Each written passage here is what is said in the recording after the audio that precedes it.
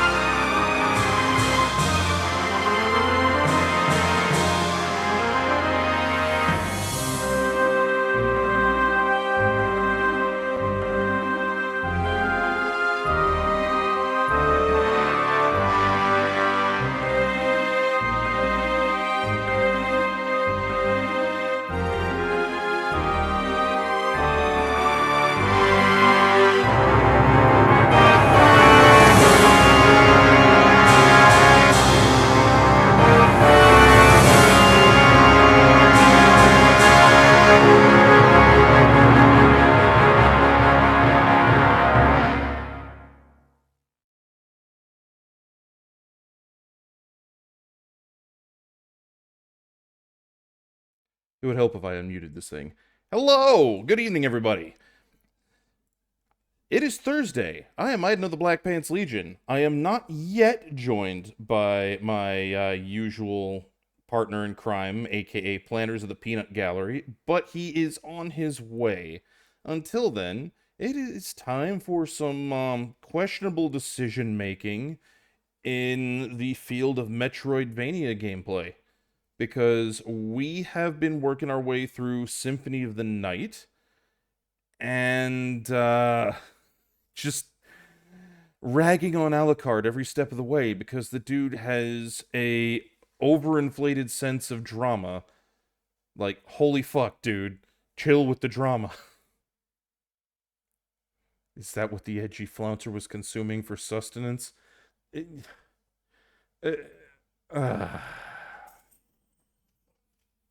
God damn it. Gesundheit, love. God damn it. The nun milk. It will always be a thing. No, Grimos, you cannot bonk him. Do not bonk. I have invited this curse upon myself. I created this monster. I have to live with it seems. Oh, it would help if I turned on literally everything else. Derp. Why is this not on? There we go. Now it's on. Early stream scuff. Bingo free space. Just like realizing that my controller's not plugged in, which is, slightly problematic. Slightly problematic. Drink some milk, lick the toad.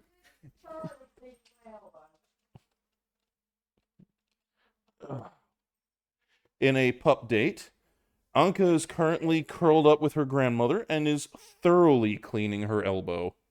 Lady Red's elbow is now extraordinarily clean by puppy standards. And with that, she is now curled up between the lady's knees on the recliner and is licking her keyboard.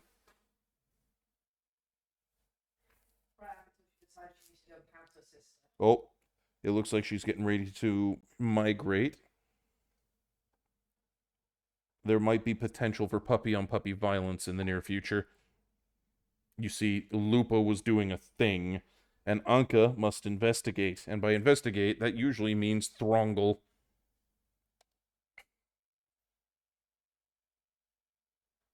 Also, why, Samurai, why would you invoke the concept of the nun toad?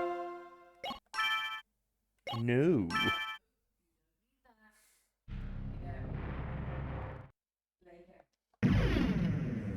You have Elderhound. Fantastic. Tell me of Elderhound. Hidden Boss, what's going on? We're going to Castlestraya, mate. Because we've cleared the, main castle, at least, you know, as much as I care to.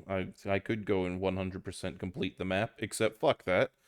And now it's time to go to the inverted castle.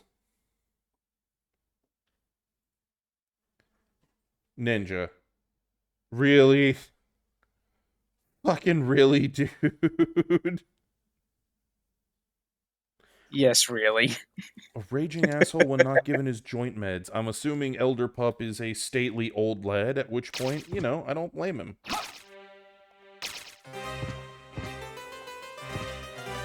Also, hello, Kai. Hello. Oh, the wrong thing. There we go.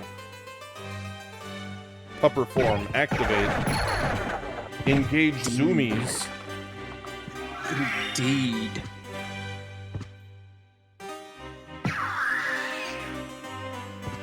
Admittedly, when V Rising added the Castlevania pack and they gave you a wolf form skin that was Alucard, I was delighted. I mean, you may as well enjoy it, right?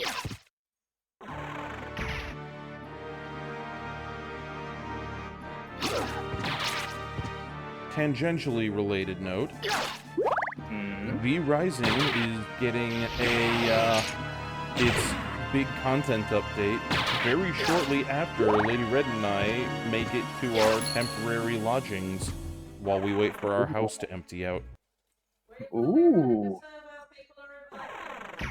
So the server we ran that was open to the aux is going to go live again. So anybody who wants to throw down in V Rising with all content enabled, there will be the ability to do so. Lady Red is also considering doing a Friday stream of some V Rising, and also potentially giving away a copy.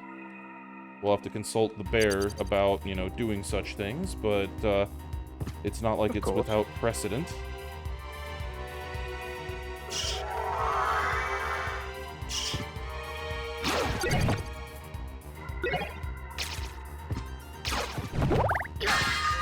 So, you know, anybody who has any interest in running around and terrorizing the peasantry as a vampire, I got good news. Nice. Hello, Raiders. Welcome on in. Oh shit. Jam Cloud raiding in? Hey, you know what, dude? Small raid is still a raid. It is very appreciated. Indeed. All raids are good here. Nope. We like all of them. We want to keep the pocket watch. But yeah. Very much always welcome to see more faces hanging out. So, what have you been up to, man? What have you just wrapped up doing?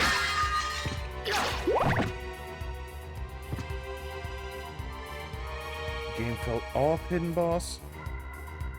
That's fair enough.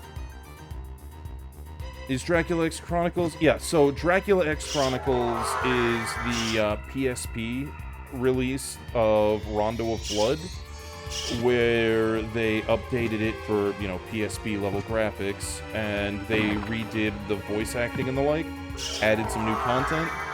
Unlockable is the original version of Rondo, and Symphony of the Night, which is what we're doing right now. Admittedly, the version of Symphony of the Night is, one where they have redone all the voice acting. So, to my great shame, there is no die monster in this one.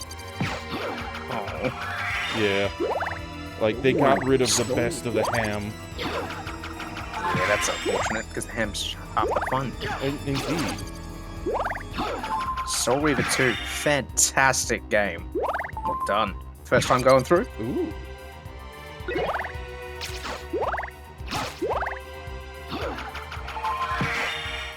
Any quality of life changes? You know, that's a good question. I would have to actually do some looking because it's been so long since I played the original that I'm not entirely sure. Also, in the background, you can hear Anka yelling at her sister. Yep. Because beagles, man. Beagles are noisy. They must. They must have much noise. They must. It is all noise all the time, or nothing at all. You know, the whole it's nerf or nothing thing? Mm-hmm. Oh! Uh-oh. And it sounds like they're throwing hands with their mother now. That is what it sounds like.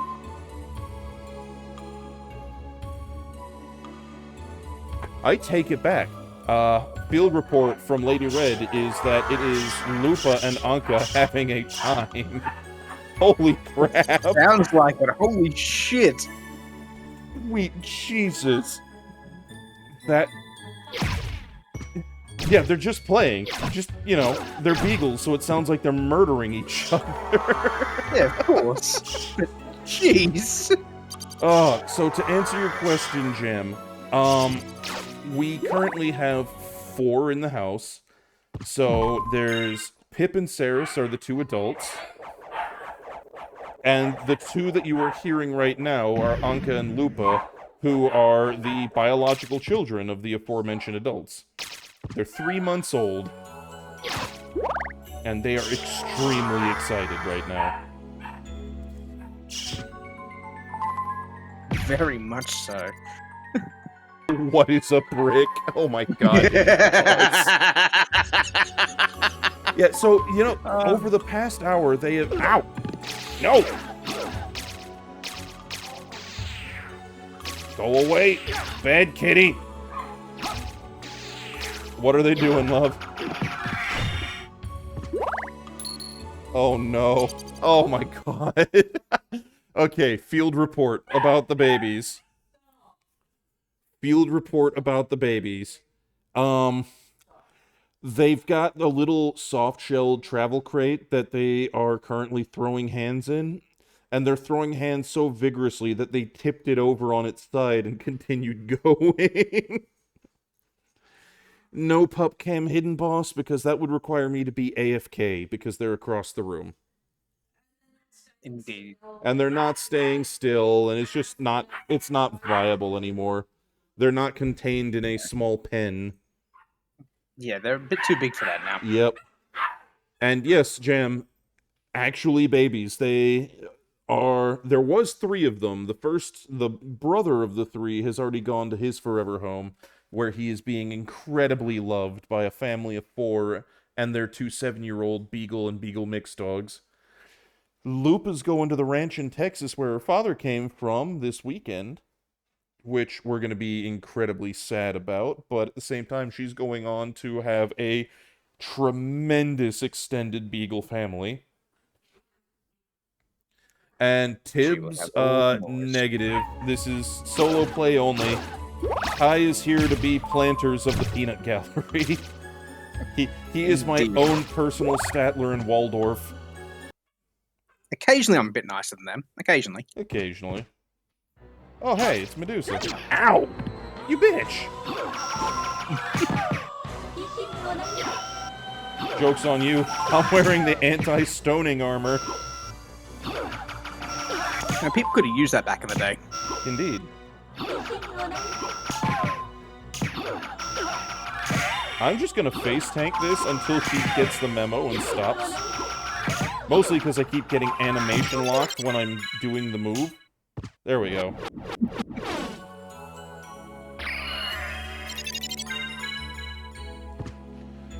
So, funny you should mention that, Gem.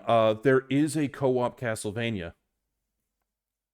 The co-op Castlevania is Harmony of Despair, and it's not that one person plays the familiar, it's that multiple players play the different protagonists as you run through a map together, culminating in a boss fight.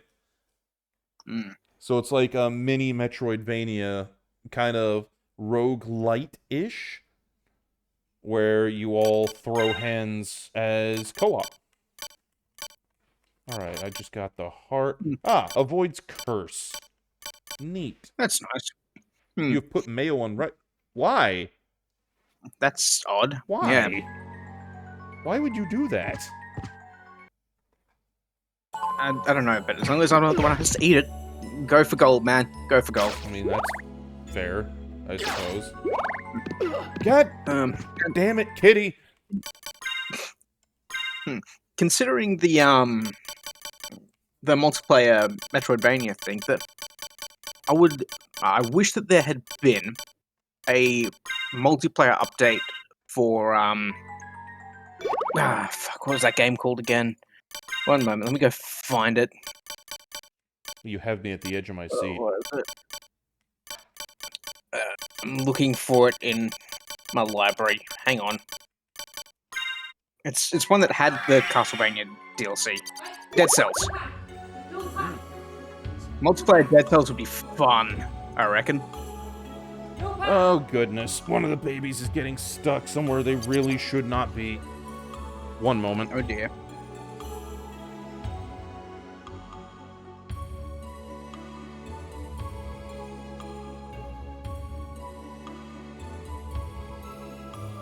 Well, hopefully, he doesn't have too much trouble getting the pupper out there.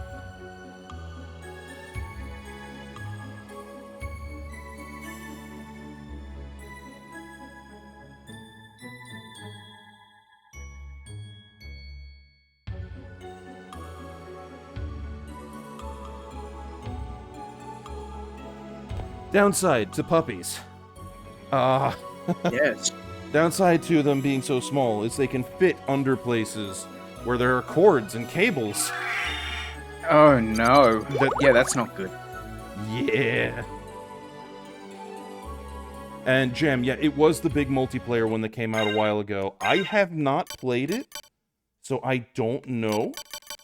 What I can say is that I have played extensively Bloodstained. That's actually what we did before we jumped to Dracula X Chronicles, was we were doing Bloodstained and its various side titles. Because we ended with Moonbro's Magical Misadventure, aka Curse of the Moon 1 and 2, before we jumped to this.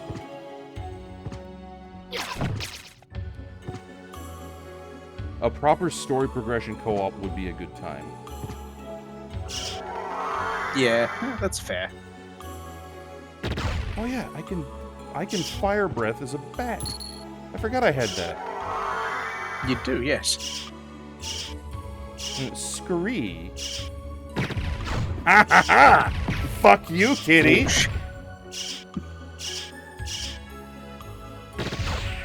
Oh, you fucker. Yeah. Whoosh attack. There we go. Hidden boss, you're not. Ow, fuck! Wires are apparently very tasty to puppies, which is a bit of a problem because, it's a very expensive set of wires that they're trying to chew in this case, because what we've got is, a couple years back, Cat VR kickstarted the Catwalk V2, which is a... There it is. There are my potions. Okay.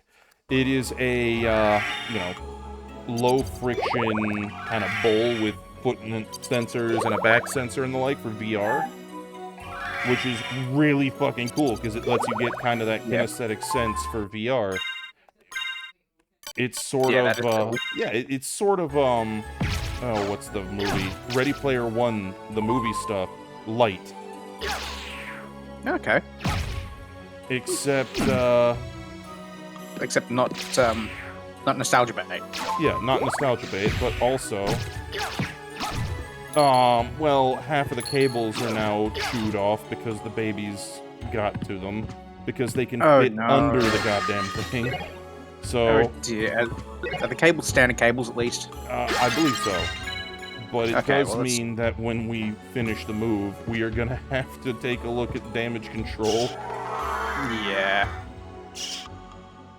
Yeah, I mean, it's not great, don't get me wrong, but it is better than it being, like, proprietary shit, cables what that you can only get from them. Meanwhile, Jam is going for water. Enjoy the lurk, dude. Indeed.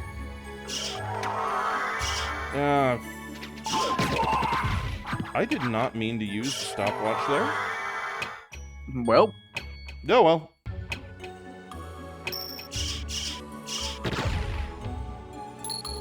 at least it worked. It did.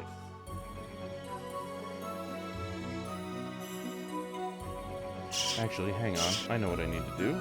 Or, need being a strong word. What I'm going to do. God damn it! Turn back into a bat so I can actually go to this frickin' place. Yep, it's That's- the pointy hallway. Ah. Hello, Aloysius. How you doing, dude? Hey, Aloe. Do I want to know why you are so itchy?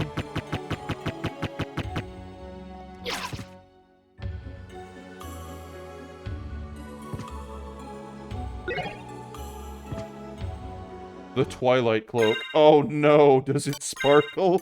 Please tell me it doesn't sparkle. Huh. Also, because I've got the glass cannon ring, it doesn't actually do me any benefits. Like, it looks kind of... Yeah. It looks kind of rad with the glowing red, but... Nah. Nah.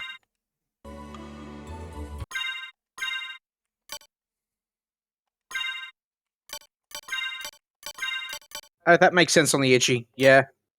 But at least they're back there safe, and hopefully Sage doesn't dig them up again.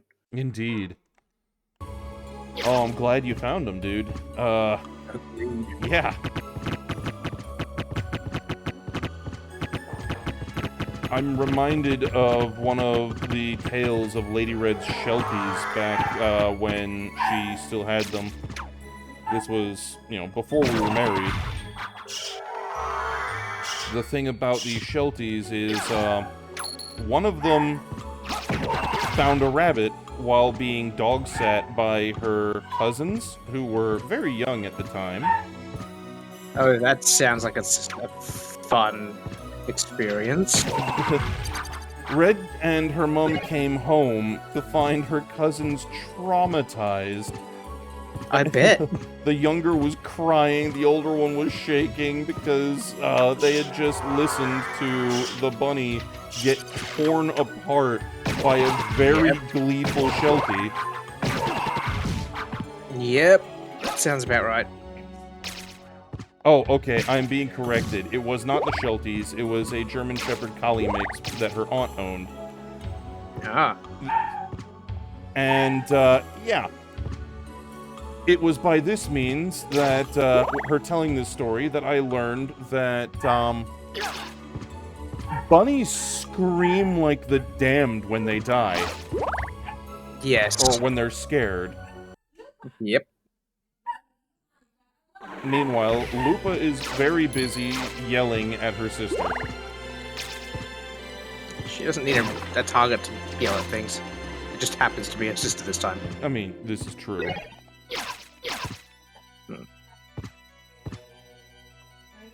And hopefully that bunny... Oh no, hopefully does the bunny recover, Aloe. recovers. Yeah. Like, it's the food chain at work. Doggos It prey is. on buns, but it's still sad. Yeah, agreed. Alright.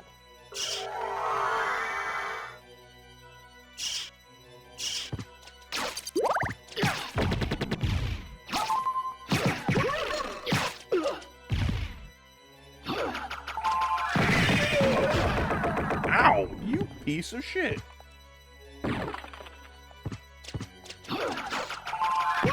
Legs and you. Why do legs always beat you? I mean, it was a combination of legs, flying upper bodies, and Cthulhu, apparently. Because Cthulhu is a ram-headed, dumb fuck-looking demon?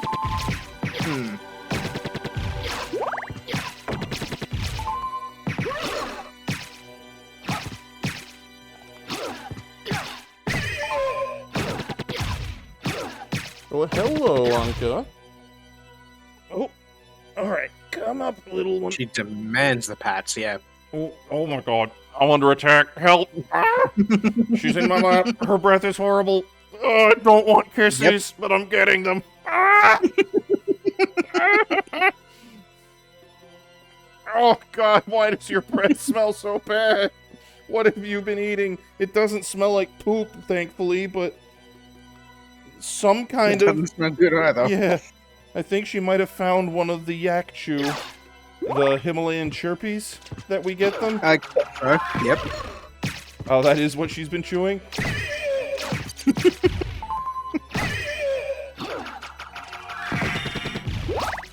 Those... Now you must suffer the consequences. I mean, it smells like she's eating...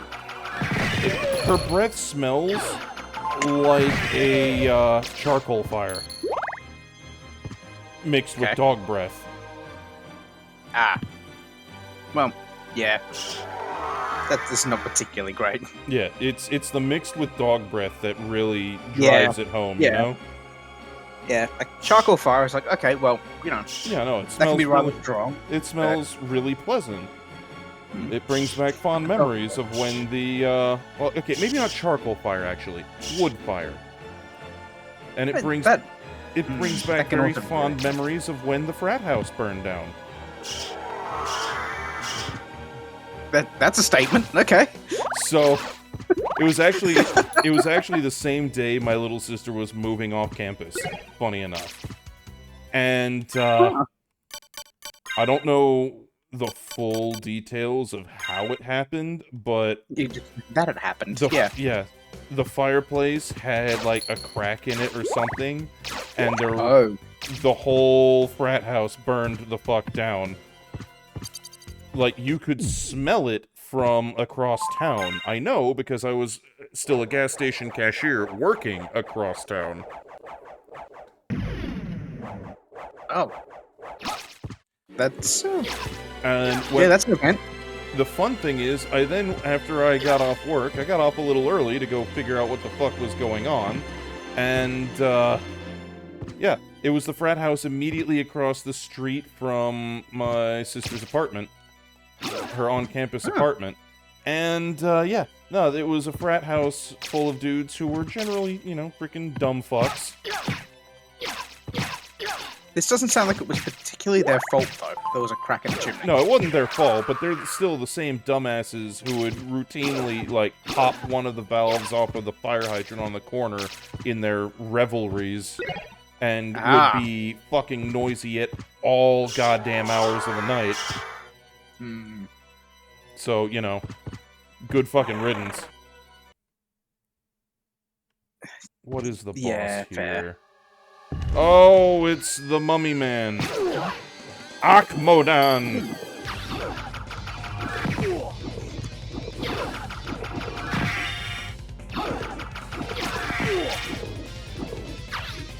Imhotep.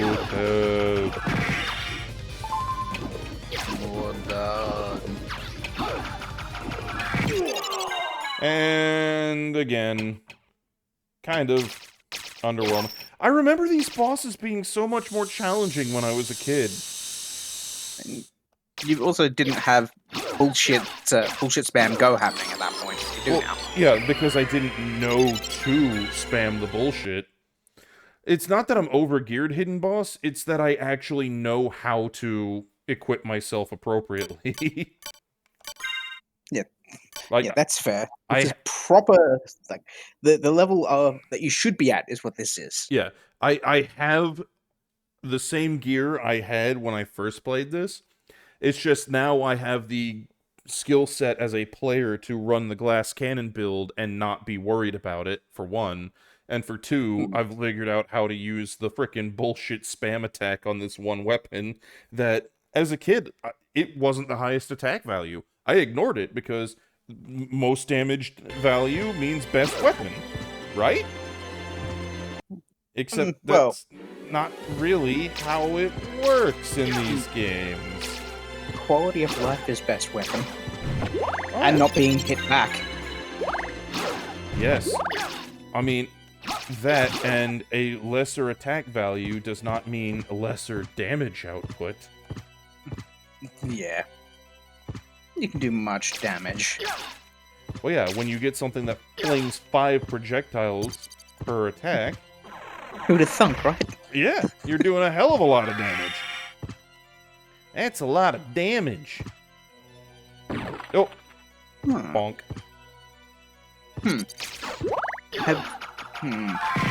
Have you seen the rundown as well? Like, just to completely go off what we were talking about, like the rundown from Adepticon Day 1 that was put in server?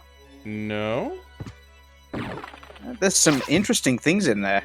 I won't go through all of them. I'll let people go and read it, because apparently it's in the Alps as well.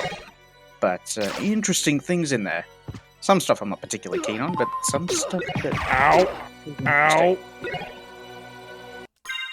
Okay, we are getting rid of the Alucard mail in favor of the Spike Breaker because this is Yep. dildos. That is many bad spikes, no want. It is dildos, and I am having none of it. Yeah, not them spikes, no. Ow, you fuck.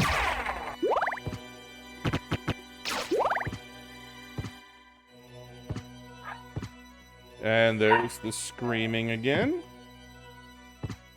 This is expected at this point. It It has is. to be, right? It is. The babies, they scream.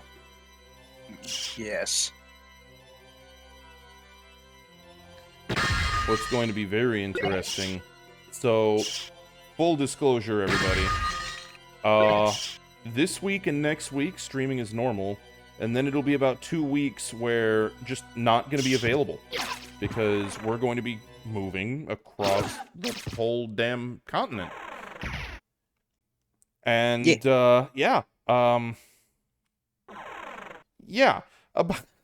about that, once we settle in, we're going to be in temporary lodgings for a couple months while we wait for our house to vacate, because it's currently being rented by people that aren't us. You know, the thing we had to do in order to still have a house when it was time to move back. And, yeah. So what's gonna wind up happening is we're gonna be living out of a place that I can't really guarantee the quality of the internet. So the future of Dumb Decision Thursdays is currently in a state of flux. The goal is very much to get back at it. Though I don't know if I'll have my desktop, so we might have to do some more low-impact shenanigans. Rather than anything that is particularly system-intensive. Oh, so you mean like the last 3 games you played? I mean, you're not wrong. It's almost like this is kind of a thing you do fairly regularly. Maybe not XCOM, but... Yeah, XCOM 2 definitely would not say non-intensive. Yeah. Okay, we're gonna wanna Heal wanna make with the being not horrendously ouched. Indeed. Indeed, Aloe, I will not be able to play graphically intensive Symphony of the Night. Admittedly, I had not considered the implication of what I was saying until after I said it. does mean, though, that after Symphony of the Night, whatever it is we move on to will have to be a little more gentle. Fine. Yep. This is no problem. There's a small part of me that has taken to the idea of starting a Mega Mech campaign and doing the, name in game and make it the Ox Lancers and see if we can bumblefuck our way around the inner sphere with the audience here. That's probably a solid way to go about it. The other thing is I'm absolutely going to make sure that DFA is enabled. Indeed. As you do. Yeah, even if you're like, no, I don't want them, like, too bad, we're doing it. Yeet! I don't care. A tabletop game, but that may be too much to run on imagination. I mean... No. It has been a long time, and I do mean a long time, since I wore my... He just went through the floor. Don't question it. Yeah, fair. It has been a long time since I wore my DM hat. So, it would be very much a interesting return to form.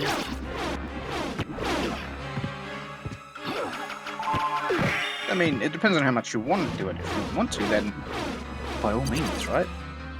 Oh, shit. Huh. I almost ran into the Skeledragon thing. Yeah, don't do that. That's It bad would've for your been health.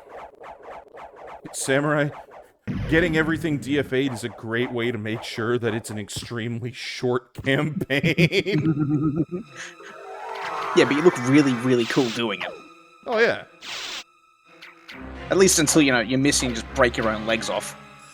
So, I posted it in the Aux earlier today, but I don't know if you saw it, Kai. I had one hell of an opener happen from the bot in the, do-it-yourself, the Against the Bot campaign I've been playing in my spare time. Yeah. What spare time I have. And, Princess gave you an interesting opening gambit. It was certainly an interesting one. What the fuck? Oh. They jumped. No, there was a hole in the floor. Fury plate. Is this more glass cannon build stuff? Potentially. Oh, no, it's not. Oh. No, that's unfortunate. DFA is how you airburst stack pull. Anyway, Elderhound returns. Excellent.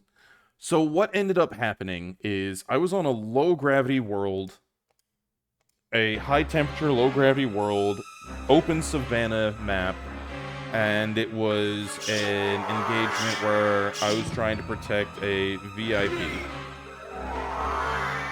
Yep. Which turned out to not be a problem because I was significantly over-prepared for the fight.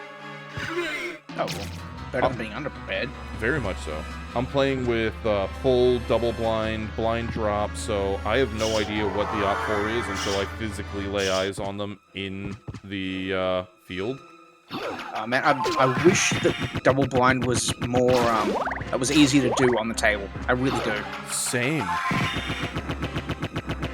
Because it sounds like so much fun to just do, like, as long as you trust your opponent, of course. Oh, yeah. Well, I mean, double blind requires a GM. Full stop. Well, yeah.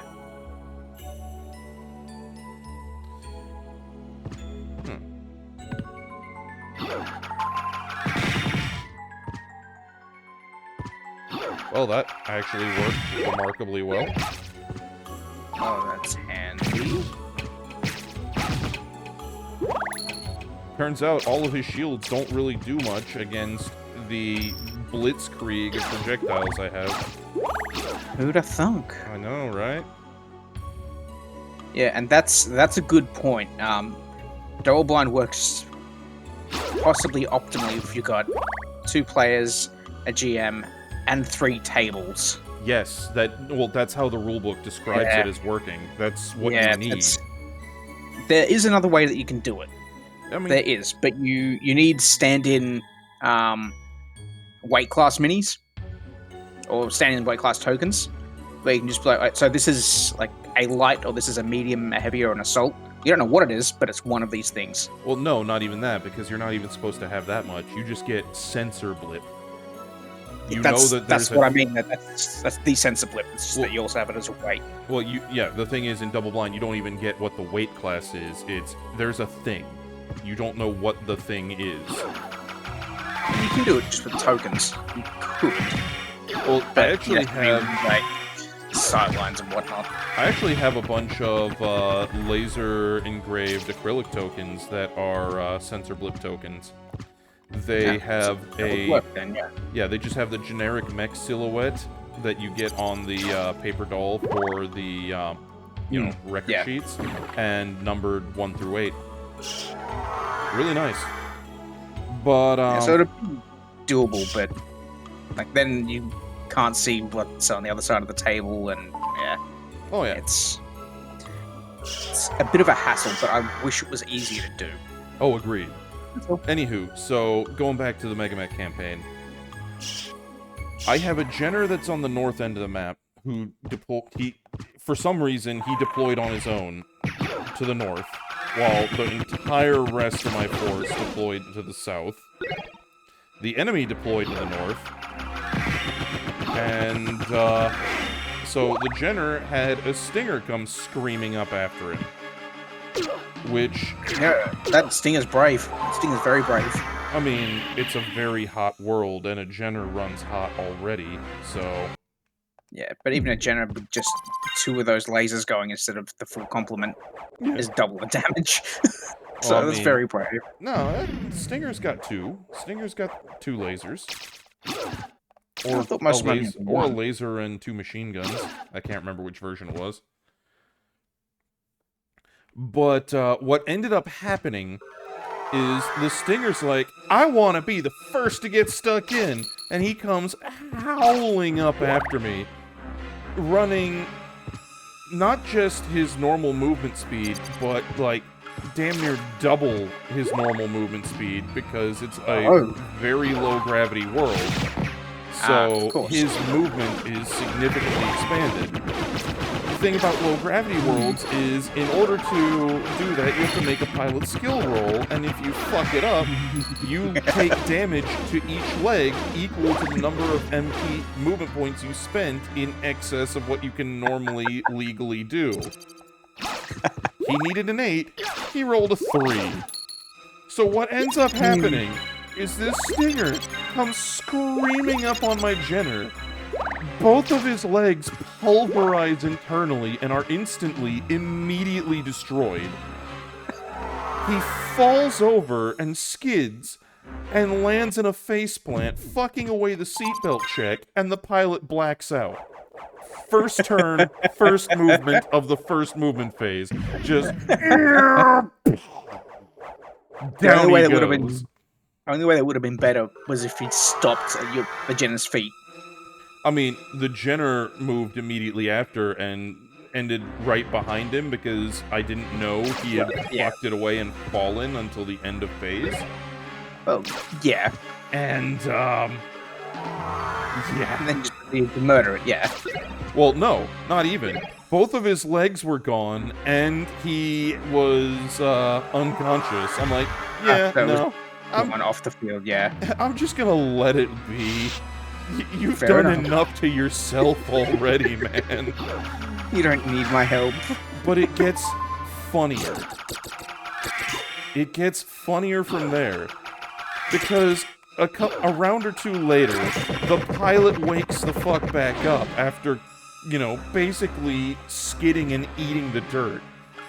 Yep. At which point, the dude freaks out, yanks the handle on the yeet seat, and catapults himself out of the mech in a world that is so hot that he just instantly fucking turns into beef jerky and dies.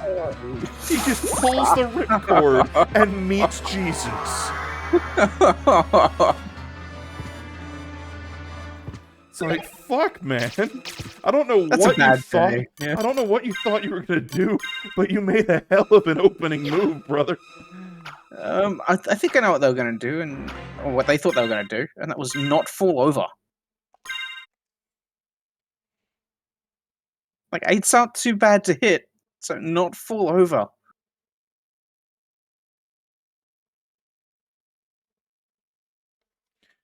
Pearl Harbor scenario at cons used Axis and Allies board game minis until the aircraft got close enough to ID the ship.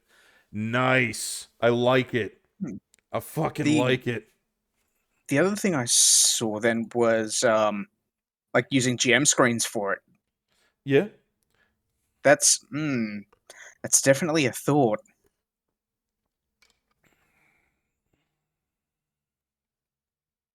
Written coordinates on the board, Geth, is another way to do it. Oh, shit. What did I do? What did I do? What did you do? There we go. Okay. Oh, Like, you had it in turbo mode. Okay. yeah, I'm like, what the fuck did I do, man? I'm confused. I'm scared.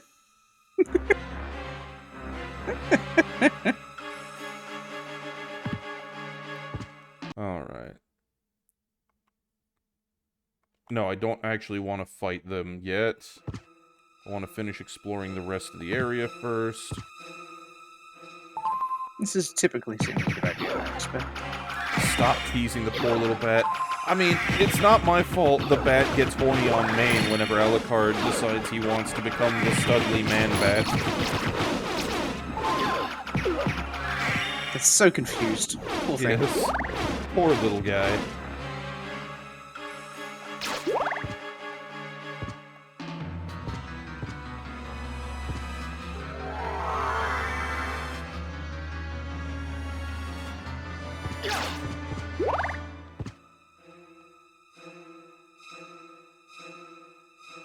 Full-size mobile coat racks with bed sheets draped over.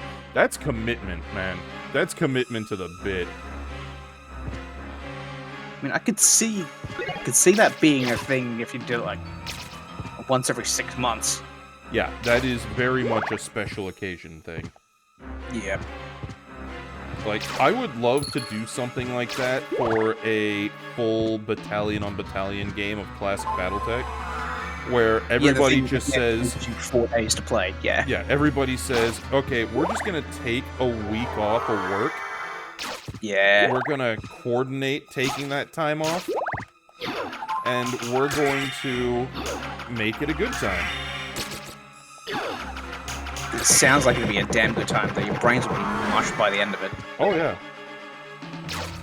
But running it as a full, like, frickin' battalion-on-battalion gig, especially if you're doing combined arms with artillery and aerospace support, like, Yep. that is the shit that unironically gets me absolutely jazzed to play. Oh, hell yeah. It's some cool shit. The idea of one player running an artillery firebase that is in the backfield that is under threat by enemy hot-dropping jump jet-equipped light mechs that literally just flung themselves out of the side of a Union that was doing a low pass, partnered up with some aerospace that are dueling it out with allied aerospace cover. So the garrison forces of field gun infantry and a couple supporting tanks and mechs have to hold them off at bay, while on the front line, the main push of assault mechs is really relying on those artillery pieces to keep the pain flowing because they're trying to hold the line against a full, like, 2 companies worth of shit coming their way. Like, fuck, man. Yeah, that's cool. The other thing you can do with that is, like, if you have power armored infantry, you can very much just go and rip the legs out of things. Like, have a couple of squads with some hover transport, possibly. If you're quick enough and lucky enough, you can may get those to do a fair bit of work. You know, battle armor is not to be fucked with. Battle armor is I'm fucking aware. spooky. It very much is. No one wants to be close to battle armor. Yeah, You do not want to be close to battle armor. It will kill you. it will. It will very much fuck you up. My first time playing with battle armor, I saw firsthand because I had a dasher with a point of elementals on it. Ran up on something. That poor fool fucked away a PSR, fell down, which was all the chance the battle armor needed to get onto him. Swarmed him, and then proceeded to carve the pilot out of the fucking mech. And all this while, I'm watching this unfold like, holy Jesus, what the fuck? If battle armor gets next to a mech, the mech wants to either run into fire, run into water, or stop, drop, and roll. Any of the above. Like, you will take damage thrashing if you just do the last one, but it's better than being ripped out of the mech. I mean, at this point, just turn to your buddy and tell them, open fire with your machine guns. Delouse my mech. Yes. Ow, ow, please cease. They don't want to. Am I wearing... One on the roof's weirdo. Like, fuck. That's a weirdo. You have not played Castlevania 3. No. All four members of the Castlevania 3 party are in this room. Well, were. I gathered, yeah. So the one on the roof is just a weirdo. He's a pirate. And he's very fast and agile. He's used to climbing rigging. Rigging's one thing, but that's just a roof. Are you summoning the... Oh, that's fucking metal. I have, usually Fake Sypha is the first one to die when I do this. And as such, I've never seen her summon the zombies of her buddies before. That's fucking cool. That is metal. Your service ends when I decree it ends. But yeah, in Castlevania 3, you start with Trevor Belmont, and then you can pick up... Alucard's one of your potential helpers. Sypha Belnatus is the mage, who is fucking easy mode. I'm gonna just throw it out there. She is hilariously overpowered in a lot of ways. This is why she dies first. Like, you... And then Grant Dynasty was... transformed into a demon by Dracula to guard the clock tower. He's the first one you can run into, and his whole thing is he can climb on walls and ceilings. He's very fragile compared to the, main protagonist that is Trevor Belmont, but at the same time... So was Gunbro, compared to his primary, but still... Gunbro is basically is largely based on Grant Dynasty. That's what I gathered. But I'm with Steel Griffin on that though. Like, that's not rigging. That man was Pirate Spider-Man. Yeah, Griffin's right. He is. Yeah. But that's where I went. He's weirdo. Like, this is weird. It is, but it's also really fucking helpful. It lets you bypass some really big dick moves that the game throws at you. It's also probably the intended way to bypass them. There's a couple different options. There are, but that's probably the intended I would expect. Either intended or, at very least, the simplest. Yeah, because you've got the fact that Alucard can turn into a bat, lets you bypass a lot of platforming problems as well. There are some that Sypha can bypass, like anything dealing with flowing water. If you have the ice spell, she basically just says, this isn't a problem anymore. It's almost like the team having a mixed bag of tricks is handy. Yeah, you can only have one helper with you at a time, though. So if you so you have to decide which kind you want. Correct. Which part of the castle you want to go and explore. Okay. Very much so. Can you swap them though? Like go back and get someone else? No, it's not a Metroidvania. Okay. So the way the game works is it's like how it's like Rondo was, except you can't go back and replay levels. Okay. Why do you have the ability to ignore my fucking stopwatch powers, you dick? Was he just out of the screen when you set it off? No, because the stopwatch is still going, and so it shouldn't matter if he's on the screen or not. Everything should stop, with the exception of certain enemies that are, more powerful. So apparently, Dickhead here with his, frickin' hobo wheelchair can ignore my bullshit. I am not okay with that. He needs to disappear. The reason I asked that was that you used it before and it was still active, and then one of those flying buffs came in just after you cast it. So I figured if it was off screen, it would be immune to it. Interesting. Grant is always the correct choice. I mean, I personally prefer Grant as well, but I'll be fully real with you, man. Sypha is easy mode. Sypha trivializes so many things in that game. Like, of all of the characters, Sypha is the only one with a sub-weapon that bypasses the Grim Reaper's second form sub-weapon immunity. Like, there's only one other sub-weapon I can think of that he takes damage from, which is, admittedly, the one sub-weapon to rule them all in certain circles, the Holy Water, because you throw it on the fucking ground and then he gets stun-locked for a couple seconds, eating a bunch of damage. But pretty damn powerful. Sypha has... I mean, you remember when I was doing Curse of the Moon, how old dude had... I didn't mean to do that. How old dude had the lightning bolt power that homed in on enemies, right? Yeah. Take that, except 3 of them simultaneously. Ah. Yeah. That's fair. More than just fair. Shit was extremely effective. Being able to bypass immunity is always effective on its own. Yeah, it is a platformer and she can't jump, but honestly, the platforming in general, I find, is not a problem. As long as you've got some way to deal with the fuckers that are getting in the way of you platforming. As long as you've got a means of dealing with the enemies, then the platforming itself isn't that bad.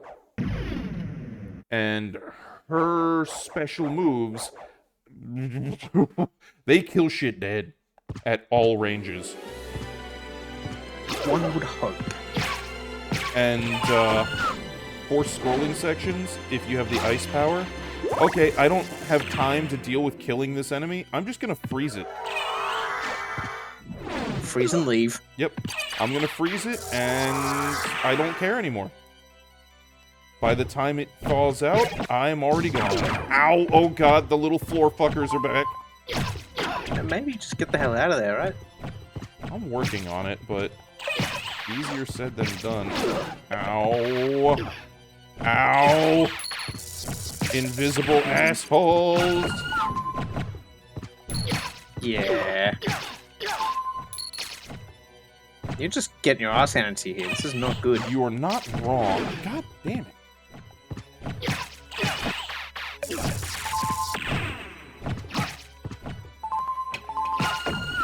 It is at this point that he remembered that he has access to the ability to tell everybody to freeze. Ow! Yeah. And then there's this camouflage dickhead that blends in with the background. Little bastard. That's pretty rude. Yeah. That's pretty rude. Hey, and there's all my health back. Hey. Hooray! Cockwork, Steel Griffin. Freudian slip much? You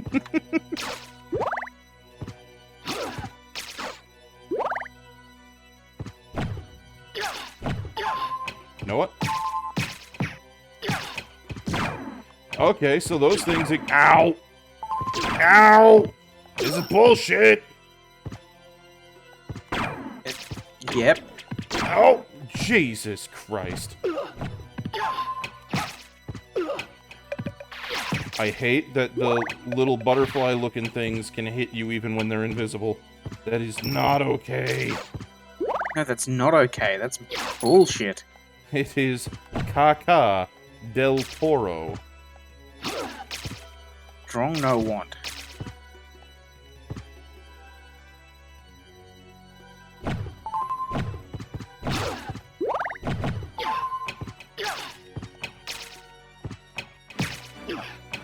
You fucker.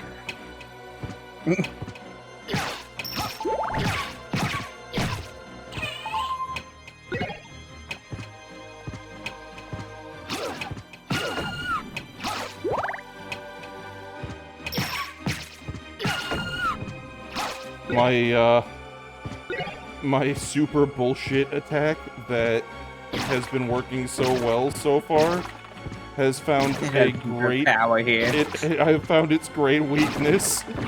Vertical environments. Indeed, it has no power here.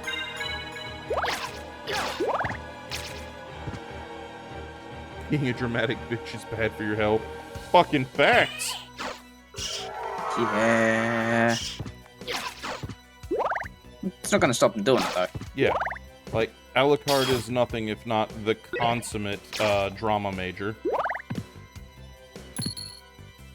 He's really, really committed to the bit. Exceedingly. What in the apple fritter fuck? Ow.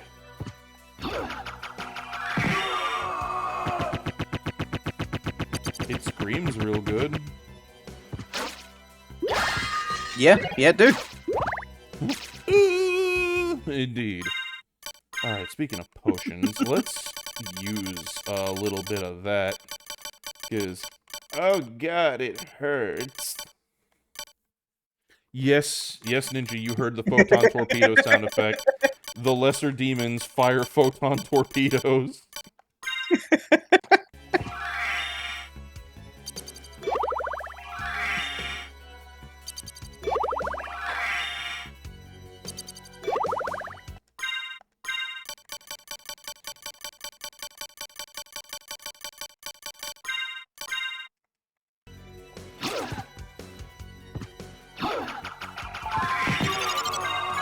Hey, I leveled up. Nice. Yeah, that's handy. It's you know, it's a plus. Yeah, a little bit.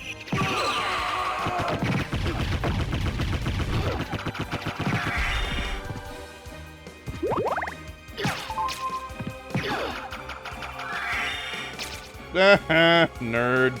Just jumped off the fucking pit. Ow.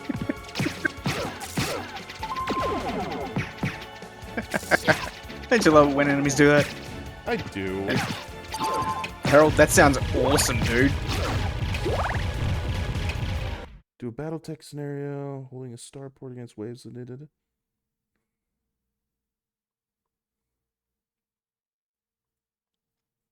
You know, I tried to do that at one point.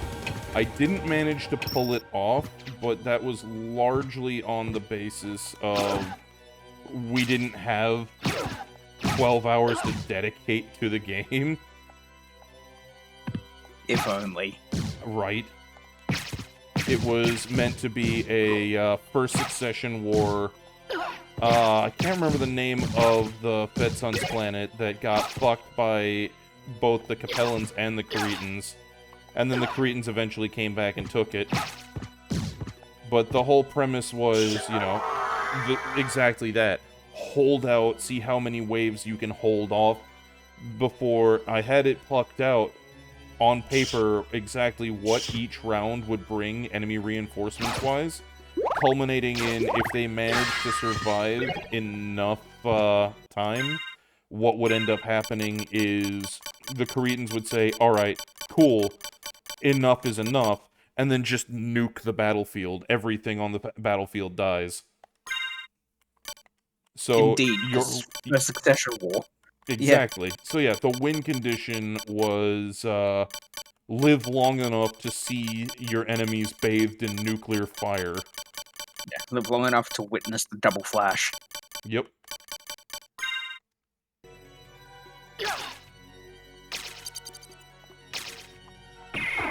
That's not what I meant to do. Well, that's at least something you can reverse. Alright, hang on. That's what it was.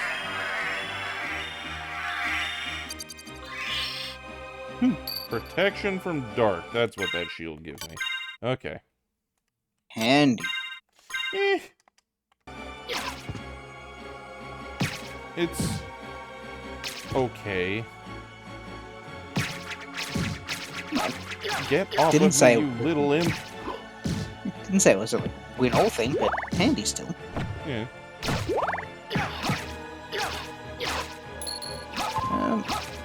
I think Ether is busy presently, Gimlet, but...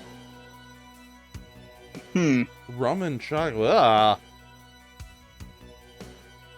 No, Griffin, it wasn't Kintari 4. Kintari 4 is a different thing entirely. What I'm thinking of is before Jinjiro did his thing. It was early First Succession War. It was the planet where you had a Davian ground and aerospace force that did not get along, and because they couldn't get over themselves and work together, they cost the planet, well, the planet. Yeah, they do that. And, Okay, Gimlet, I'd say try it if you're curious, but don't do like a full glass. Do like a little bit, only a little bit, and see if you like it. Look, there are some curiosities that should not be indulged in. But you don't have to drink it. What are you complaining about? I don't have to drink it, but it doesn't mean I recommend anybody else drink it. Holy shit, dude. I didn't recommend they did. I said to try it. If you want to, try it. But don't have a lot in case you don't. Be smart about things. And as we're discussing this, Samurai is pulling out something that implies that somebody has not only done it, but published the Okay, results.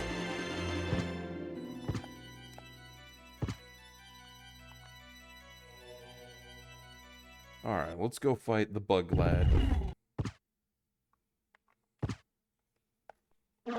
Huh. That's interesting.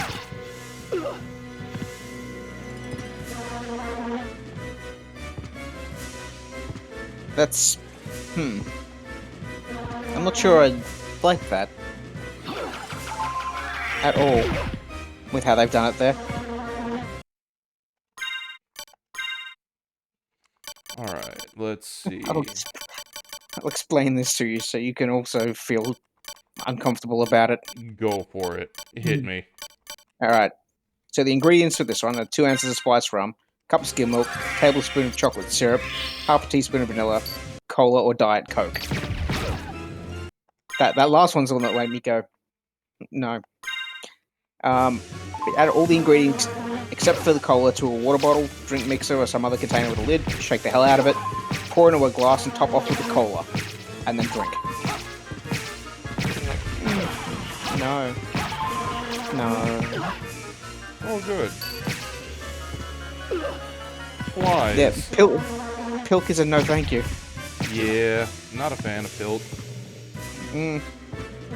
Also, I'm fighting a fucking rotting corpse. I saw when I tapped back in, yeah. Yeah, swarming with giant Satan flies, and, I've already detached its limbs. Oh, there goes one of the arms. Ow, you Go. You shits.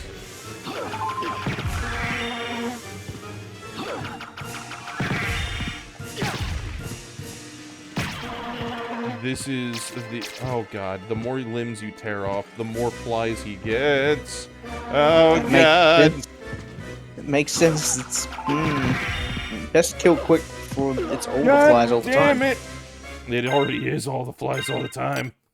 He's being a douche. There could be more. Don't say such hateful things. Tell me I'm wrong. Go There we go. for it.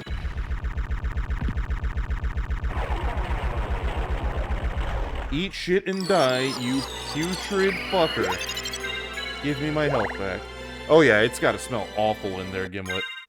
Yeah. It's stanky. Yeah, that's decidedly unpleasant. That's fair enough, Steel Griffin, as far as the, knowledge base. I have spent most of my time going jihad and earlier, and honestly, Sven Vanderplank's history up until now, the late Third Succession War, has been a tremendous resource for me to learn more about that shit. Yeah, he does phenomenal work, Oh god, yes. but it massages the brain as well. It do. Oh, Doctor Who is... Dude, not next week. Remember, it's April 9th we're moving. So, got a couple weeks. Very much looking forward to seeing you, though, dude. It has been too long. It has been too long since the last meetup at Location Redacted. And yeah, I cannot wait to give you the chance to meet the pups. I really can't. It's still soon. Soon. Yes, Rail, we are moving by drive. Oh, load's got good news, bad news. Local RC track permanently closed. Those of us who went there on the regular have a plan. Ooh. I hope the plan goes well. Same. I mean, Maze, his third Suck War video will probably be, 4 or 5 hours. I think the only 8-hour one he's done so far is his Star League Civil War one, and that, Christ, that was a monster of a project. Yes. But I mean, that's apt, all things considered. Rail, hit me up by DMs, we will see what we can do. Because we've already got our itinerary largely locked in. And if you're on the way, we can make the attempt. If not, we're already looking at driving like 10 days. And some change. And, yeah. We're gonna be about hitting my limits at that point. New vehicle or not, I can only drive so much before my limbs go, "Hey, fucker! Hey! Thought you were being cute, weren't you?" Limbs go, now is the time for rest. You don't get a say. Yeah. The knees, they're revolting. Indeed. Don't chew the knees, it's bad for you. And get home safe, Doc. You Very much. invisible chode. There's 2 of them! Be gone! Guys.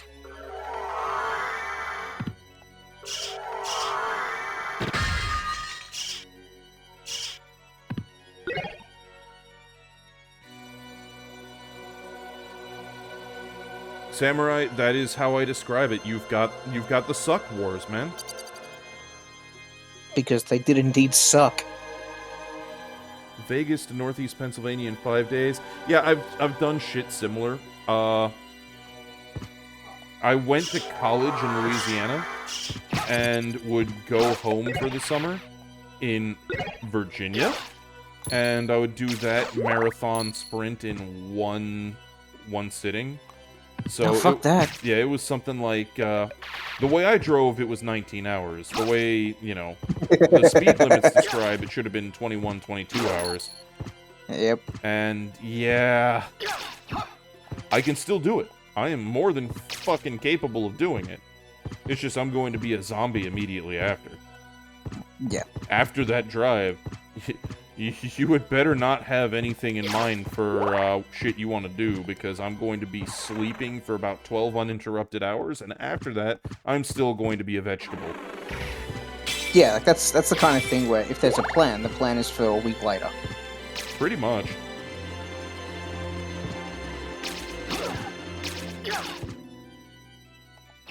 That is common courtesy, though. Yes. I would think. I would think. Verithragna, you shut your whore mouth.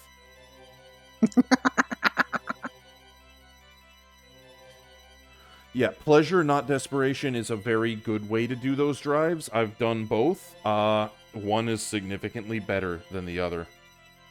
Huh. One of them you can typically take your time. The other one, you're in a bit of a crunch. Yep.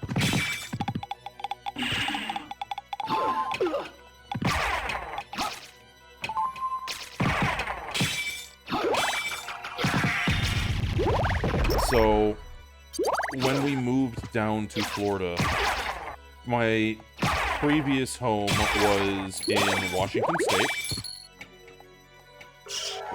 Kind of, big surprise there, right? There's a reason we're going back. And we had a week to do that drive. Because we got fucked around every step of the way by the move. The movers flaked on us, so we had to get other movers. My new command was not willing to budge on when I needed to be there because there was shit that they needed me for. Uh-oh. No. No. Fuck it.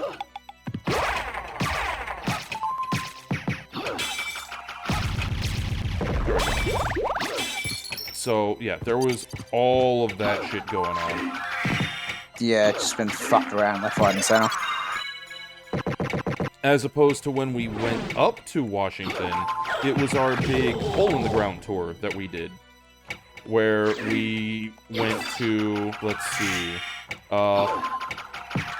Natural Bridge Caverns in San Antonio. Ooh. Meteor Crater in Arizona, the Grand Canyon. We went and saw Old Faithful. We went and saw Old Faithful at Yellowstone. We drove past the Petrified Forest, which was really cool. That is, yep.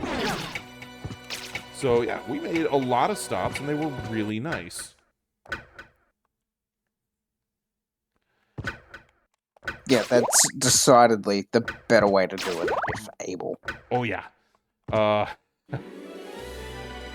This time around, very much the plan is to make stops to meet and greet with friends and family where we can, and otherwise, we're basically restricting ourselves to, at most, something like 4 hours on the road a day, instead of having to do 8-9 hour driving days. Good.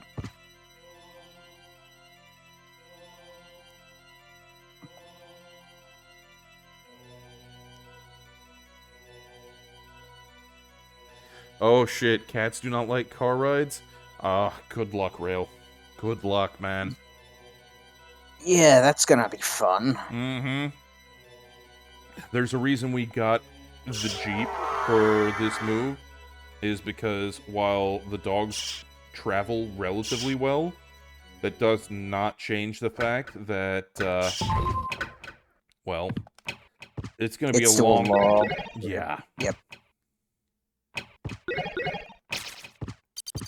Like, there's only so much that they'll take before they start getting really, really restless, I expect.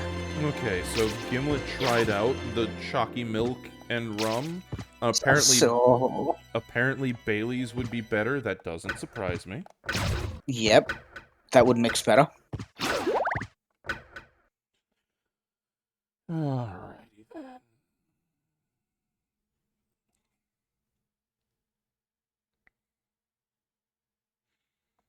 So we've done about half of Castlestraya here.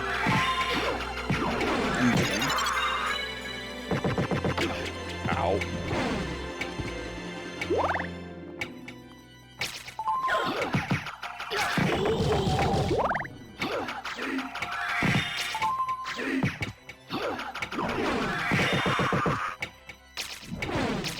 So we still have, let's see, 2 more bits of old Daddy Dracula to pick up. Why you gotta call him that? Why? I mean, you want me to just go back to calling him the Big D? Yes.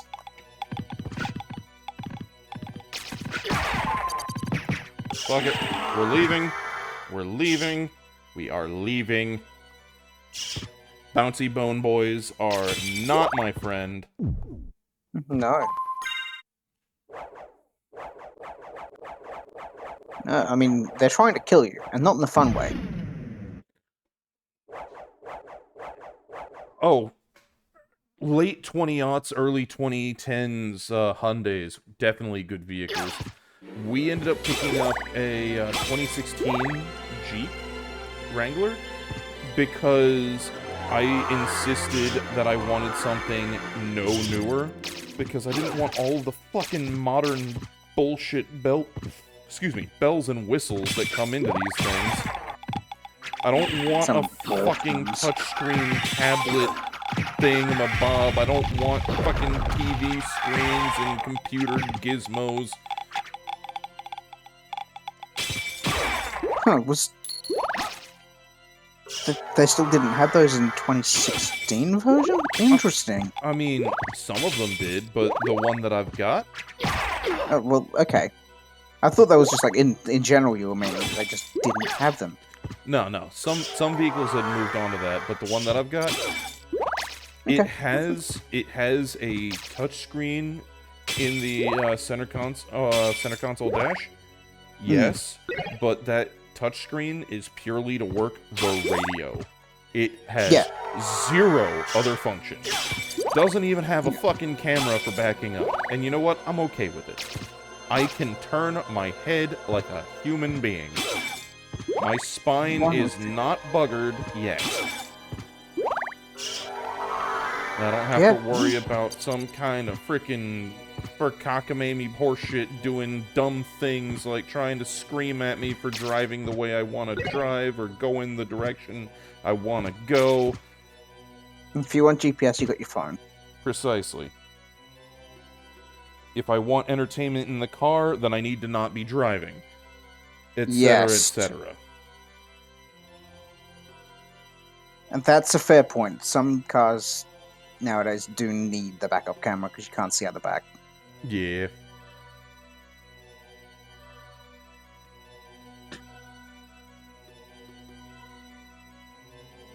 Load 1? Probably not, actually.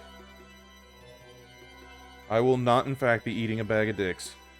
Though, while I was here in Florida, I did periodically enjoy dropping by for a bit of Dick's Wings.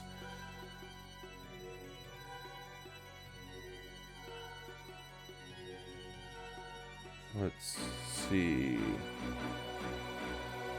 Yeah. You know what I've also found that I really, really fucking hate in cars? And is the big reason why I'm very hesitant to look at getting a hybrid, if at all. What's that? I drove a friend's hybrid once when they came to visit. It was an extremely unpleasant experience. You know why? Yep. Because every time you stop the vehicle, you know, at at a stoplight... That's what I gathered. Yep, it shut itself off. Yeah, the engine turns off. I'm like, why? Why the actual flying fornication would I want a car's engine to turn off when I am still at the controls of the vehicle expecting to go? Oh, here's the dick laser crew again. Because my emissions. Look, I don't give a fuck about your emission. I don't give a fuck about your emissions. I frankly don't care. What I care about is instantaneous effect. When I put my foot on the go pedal, vehicle should go. Yeah, not that delay. Yeah, especially if there's the possibility that something is going to impact the vehicle if go does not occur. Yep.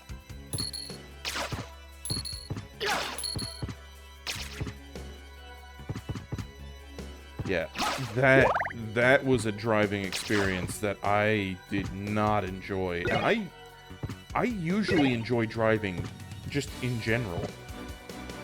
Yeah, that's the kind of thing that you have to, A, know it's coming, and B, get used to it. If you don't get used to it, and you don't want it, then no. Just no. Yep.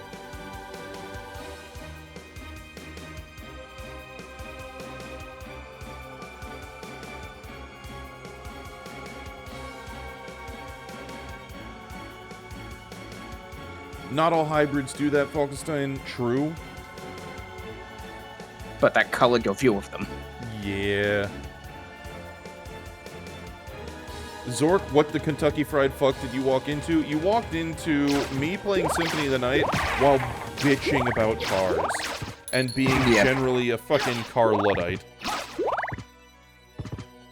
I don't know, folk. I have seen a few cars here that have done that. That wasn't a specific car only problem. There was a few here from like 2015, 2016 that seemed to all do it. Was not a fan. So I've known that to be a thing in multiple hybrids. Yeah. But yeah.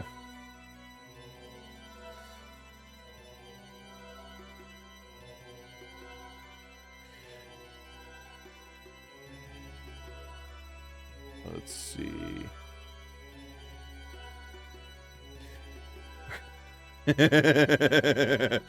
Oh, Zork's about to get a different angle on this one. All right. So, while he was visiting, Will Desir got my description of what constitutes a car versus a truck, and I think I gave the man an aneurysm. Oh dear. Yep. Okay. Because he is at least somewhat of a car person. Yep. The dude likes his cars.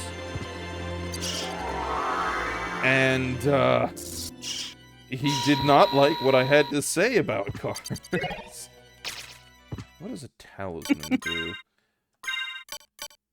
May absorb damage taken. Oh. Okay. Sold. Anyway, so, yeah. The thing about it is... Alright. I'm a simple man. In fact, you might even say I'm a simpleton. You know what? I won't even try and fight it. But You said it. I know I did. Yep. I fucking know it. Oh god, no, Beamy Boy! I don't want the dick laser, please! Yeah, I'd say that the El Camino is the closest thing that you guys got to a Ute. That's what I would say, just in response to Vectron. Alright, so, here's the logic. If it has 4 wheels and an engine, it's a car. Full stop. 4 wheels and an engine, it's a car. Okay. If it has 4 wheels, an engine, and it goes under its own power, it is a car. I don't care if it's got a bed to put bullshit in. I don't care if it's got 2 doors, 4 doors, 6 doors. I don't give a fuck. 4 wheels and an engine, it is a car. If it has more than 4 wheels and an engine, if it carries people, it's a bus. If it carries stuff, it's a truck. Okay, so I'm thinking of lawnmowers and go-karts in our cars. Okay. Well, allow me to qualify. It has to go under its own power. You have to be able to put a person inside it to drive. Okay, dude, look. Lawnmowers have gotten fancy since I was a kid. I'll give you that. I'm talking you have to be able to put a person inside it. Now, granted, go-kart, car. By this logic. Go-kart's a car. What's a van, Vectron? 4 wheels and an engine. It's a car. M1 Abrams has a lot more than 4 wheels. In fact, it's tracked, so it's a completely different thing. It has many wheels. Yeah, once you get into tracked vehicles, then we're on a different scale. All right? Okay. Okay, I don't... By that I agree logic, a with you, but I'm mobility not... scooter is a car. Yes. Yes, it's a car. It's a That's really... what I was meaning by a mower. That's what I was meaning by a mower. I was meaning a ride-on mower is a car for you. Oh, okay, yeah, no, ride-on mower. Yeah, no, that tracks. Yeah. A riding mower is a car by that logic. You know what? I'll give it to you. Yeah. Yeah, I don't necessarily agree with you, but I see where you're going, and I don't care to fight it. If you want to think of it that way, go for it. As stated, I damn near gave Will a fucking stroke with that. Why did he not just take the, you know what? Sure. I don't agree, but sure. No. Ninja, no. If you add wings, then it's a plane. It doesn't matter how many wheels it has. If it has wings, it's a plane. Cars do not fly. Okay, so what about the Batmobile? That has wings, and it didn't fly, but it did have wings. The Batmobile didn't have wings. It had little fins pretending to be wings. They're still wings. No, they're not. Wings, Yes, they are. Wings actually let you fucking fly. The Batmobile does not fly. Ergo, it's a fucking car. Apparently they don't. Most race cars have wings. No, they do do allow not. it to fly. They do not they fucking do. have wings. Those are Yes, not they do. wings. No, they're Yes, not they wings. are. Wings fly. Race cars don't have wings. They have little wing-shaped fins. They have happy, flappy, feel-good machines that don't actually do anything as far as, providing meaningful lift. They have an inverted wing that holds them to the ground. It's still a wing. It's not a wing. It is a wing. It is not a wing. You don't have to like it, but it's true. Wings let you fly. If you're not flying, it's not a wing. I don't care what you fucking say or what it's shaped like. You're allowed to be wrong. By your definition, a spoiler is a wing. No, a spoiler is not a wing. There is a difference there. It is still an aerofoil design. Ergo, it is a wing. By your logic. And I know, No, you're using the the same race car bullshit has logic that. I'm using, but fuck you.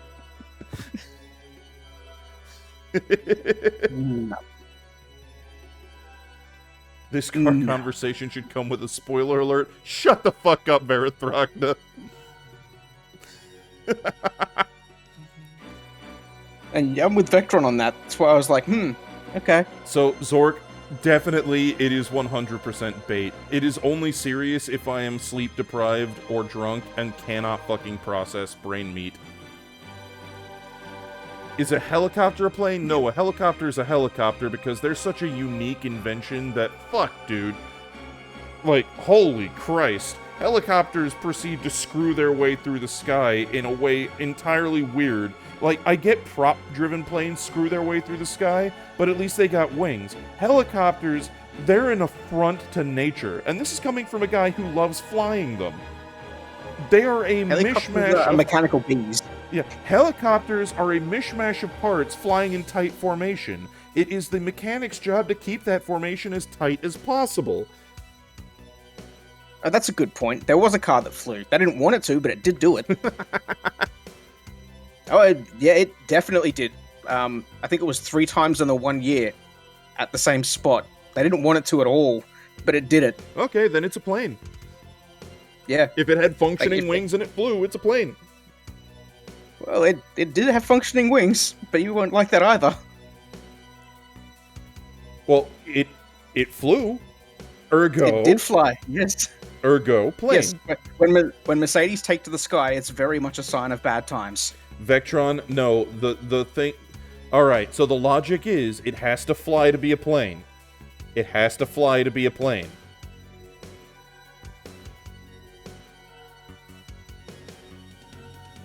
Car logic. Yes, Mr. Tomzak, car logic with Iden.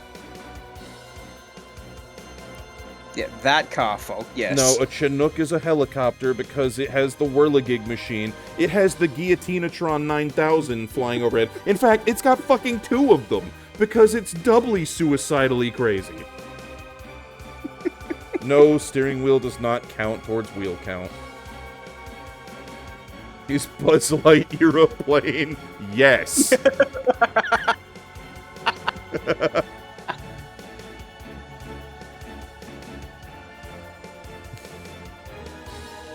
Alright, let's see. Implies I can brain meat normally. Sometimes. Occasionally, yeah, it happens. Would I fly an ornithopter? Dude, I'd love to give it a try. Those things are fucking cool. Dude, those are so fucking cool. This is a car. It has no wings. Okay. What the fuck is that? Flying bathtub. What the fuck is that?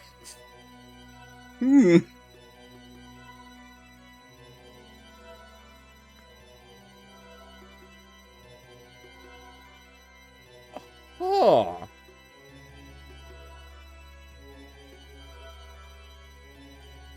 Fucking interesting is what it is. Yeah, no, I'm gonna have to read about that later. Holy shit.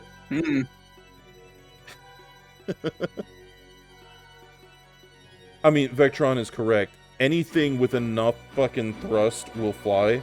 Alucard is a plane? No, because he's a biological creature. We're talking machines here specifically. 1,000 moving parts spinning around an oil leak. Yeah. And yes, ornithopters are just flappy planes. Yeah. Yes. This is a bus. What is... Yeah. More than 4 wheels carries people. It's a bus. I mean, it's my logic. I'm not going to argue with it. It is your logic, yes. Ow.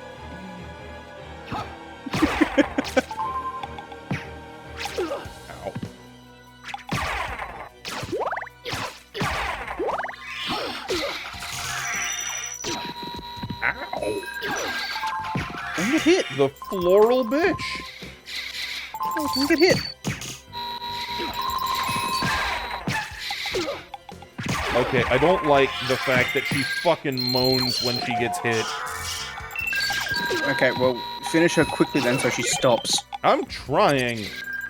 Unfortunately, she also beats the merciless fuck out of Alucard because he's a ponce.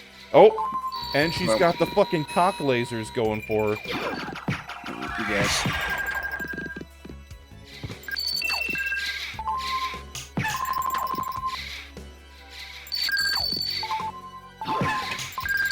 They're also immune to my fuckery where the stopwatch is concerned. I mean, that's expected. It's a mini-boss, it's expected. They're not even mini-bosses, they're just normal enemies at this juncture. Fuck it. Don't care anymore. You and your floral fuckery can fuck all the way the fuck off. Praise Polyhedrus, blessed be his many sides. Rockets do fly and have tiny wings. It's a rocket-powered plane.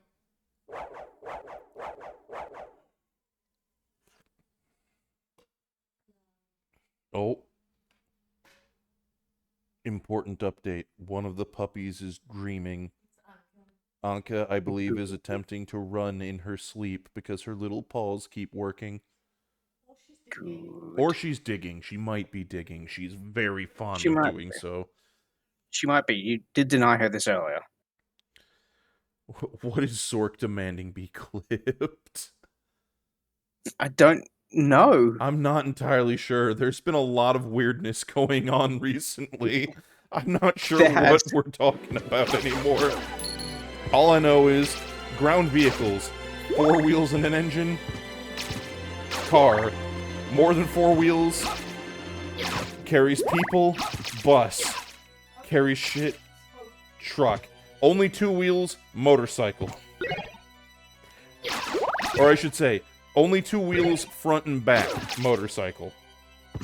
If they're side to side, then they're a fucking enigma. We have no idea what this is.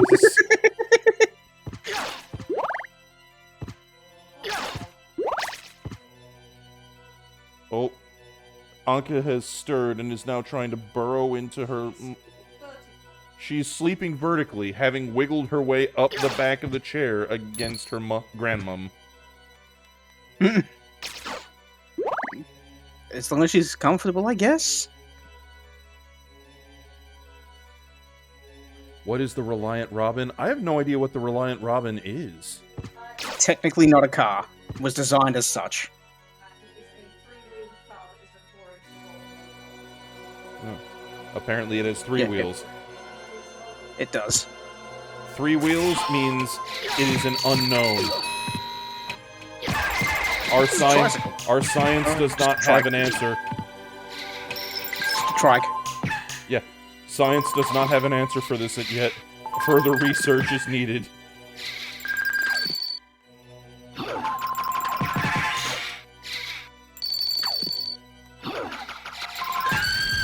There we go.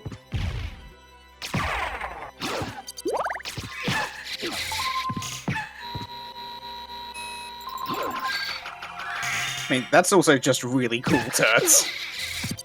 That's also just really cool.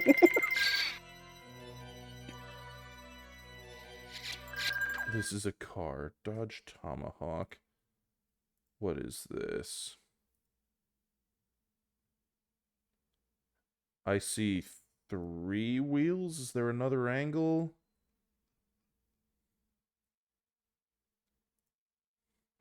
Oh, yep. I think the back one is 4 wheels. Yeah. Yep. So, yep. Okay. Yep. Nope. It's a car.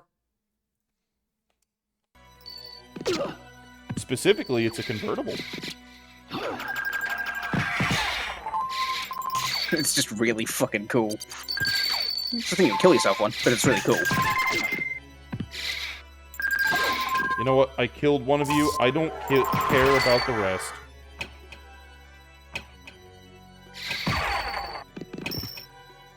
You missed me with the last one, bitch! Nah. Oh, wrong button. There we go.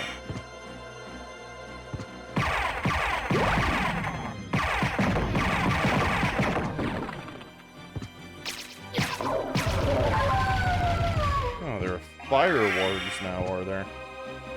Interesting. It's almost like things are getting more difficult. I know, right? Who'd have thought? Meh.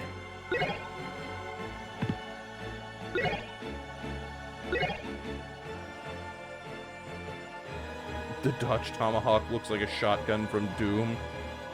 Okay, Steel Griffin, all I'm gonna say is V10 motorcycle does not scare me. What scares me is that there is a motorcycle, it's a one-off made by some overly rich dude, I don't remember who, that uses a jet turbine engine. It's the same turbine engine that was used in the Bell Jet Ranger, or as, you know, those of you who have been through rotor wing training for Navy Flight School, the TH-57. Master Alucard. How Yeah, may I the serve you? fucking engine that powered an aircraft that I used to fly How about this? has been used to power a motorcycle. Yeah. The thing screams like the damned. Thank you. How about this? Yeah. And you know what? I want to drive it. Thank you. Rimward, I have absolutely no fucking idea what the goddamn thing's named. If you pop a link, I'll take a look and see if it's the one that I'm thinking of, but you're probably right. Because if you Google frickin' jet motorcycle, you'll probably find the one that I'm talking about.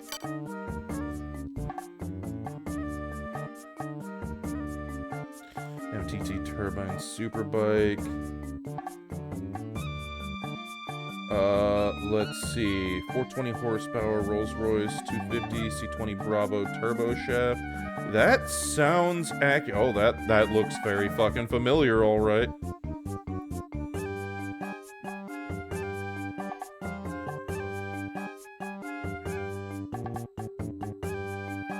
The Bell 206 Jet Ranger. Yep, that's the one. That is, in fact, the motorcycle I am thinking of.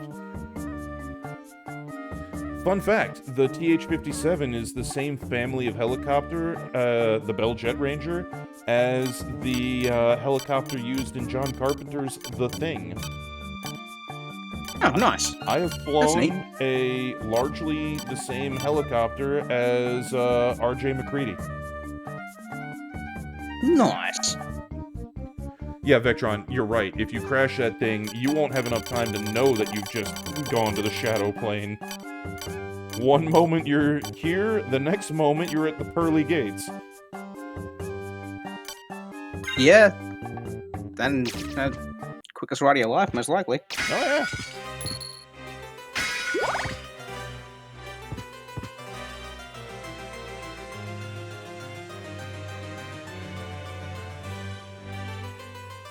At best, it's purgatory. Fair.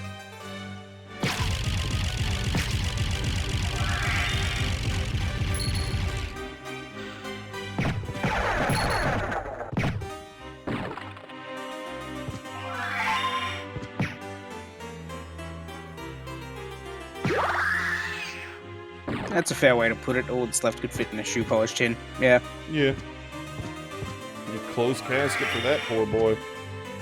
Indeed. I've just got a clock somewhere. Gory, gory, what a hell of a way to die. Just a bit, yes.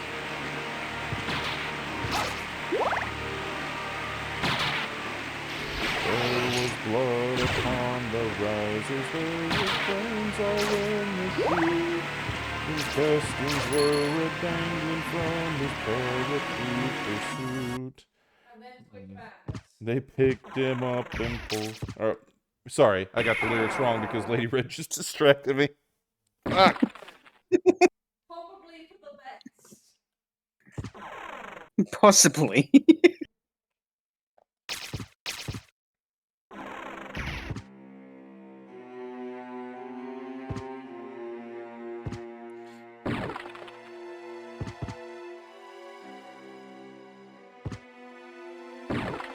Would Twitch strike us for blood on the risers, I wonder? If not the song itself, possibly the content of it. I mean, I'm just going to make an observation of there have been far wilder things that have been appeared on Twitch and just flown under the radar, so... I'm also very much aware, though, that Twitch is inherently unfair.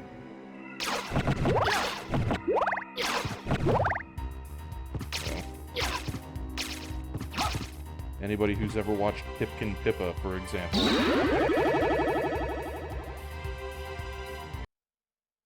I'm unfamiliar. I don't want to know. Leave that. Leave like that.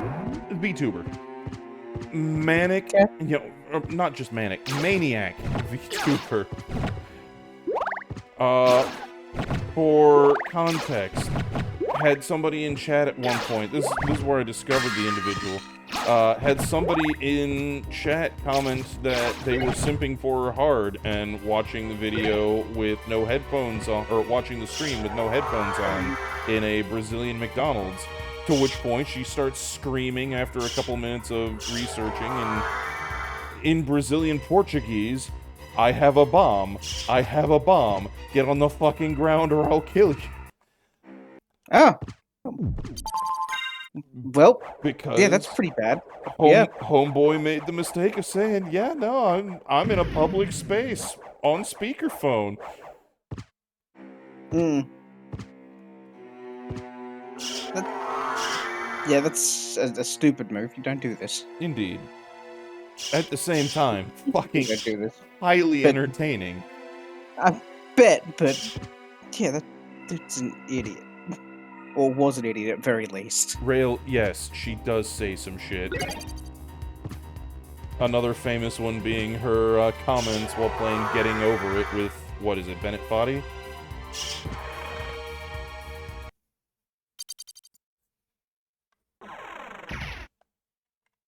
Oh, man. I don't know.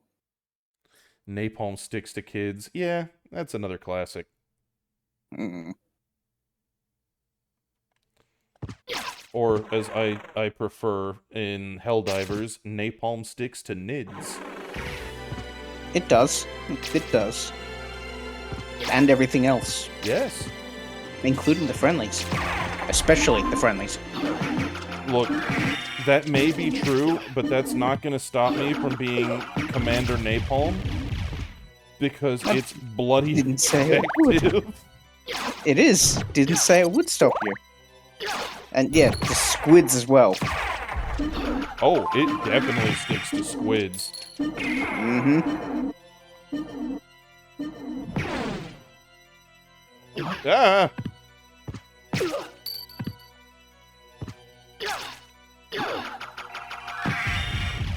Did you try and telefrag that thing? No, I accidentally did the teleport spell and didn't want to. I'm like, oh no, Oh, okay. I've made a mistake! Mistake! These happen. Why am I upside down? Because we're in Castlestraya, mate. Yeah. Only there's not really anything cuddly here. I mean, there's not much cuddly here, but there's not really anything cuddly in the game. Kai, what is your definition as an Australian denizen of cuddly? Pray tell. Please, enlighten me. A quokka. Gesundheit. Ask Red to bring it up. A quokka. You're They're making shit adorable. up. No, I'm not. They're adorable. Alright, so how does it kill you? It doesn't. It has no natural predators, and it doesn't know how to feel fear. I don't believe you. We're talking Australia here, where everything is out to kill you. I'm not lying. They are adorable. They live on their own teeny tiny island off the coast, and they have no natural predators. And they are very friendly and always look like they're smiling. Space Jam is an isekai. Yeah, no, fair. That's fair. There they are. Yep. Yeah, no notes. Accurate statement. Yep.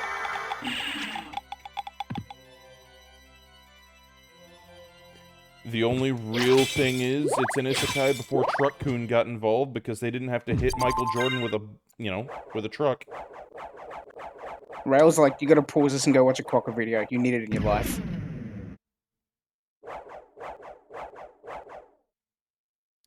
Well, yes, Castus, but if I'm not mistaken, the platypus also has a venomous barb secreted somewhere on it, like a fucking Scotsman with a knife. Only the males, and that is typically used against other platypi, or platypuses. Both are believed correct.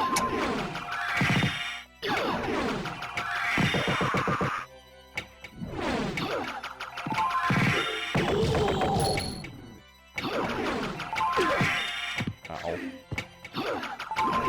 The more important thing about the platypus is that their young are called puggles, and that is adorable. They what? Their young are called puggles, and that is adorable. Puddles. Yes. They sweat milk. Yeah. Well then, that's, the more you know. Alright. Yeah. We got some neat critters here, man. Oh, yeah, no, don't get me wrong. The wildlife of your homeland is fascinating. It's also just deranged and out for blood. A lot of it. Not all of it. A lot of it. Enough of it. That's Oop. fair, but you've also got shit like bears in your country, so... Hey, why you hating on Diggs, dude? I'm not hating on Diggs. I'm saying we don't have bears.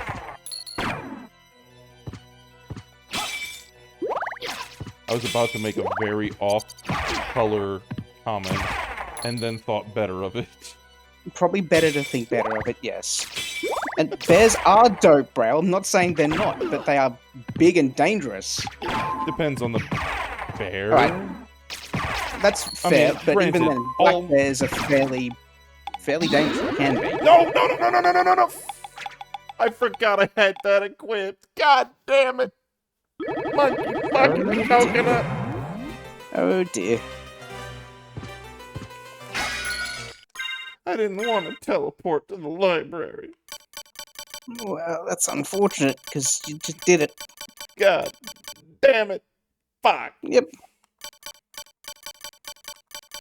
Yeah. That's very unfortunate for you. Yeah. And, yeah, still Griffin's got it right. People forget that before human contact, North America was fucking horrifying. Well, yeah. The thing is, North America got bent to mankind's will. Australia laughed. Yeah, we did.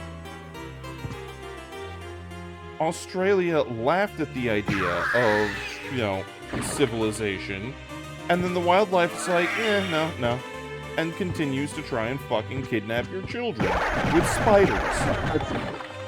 That's mostly dingoes. Mostly. Dingoes ate my baby? Actually happened, apparently. I'm sure it did. They found the remains. Yeah, it actually happened.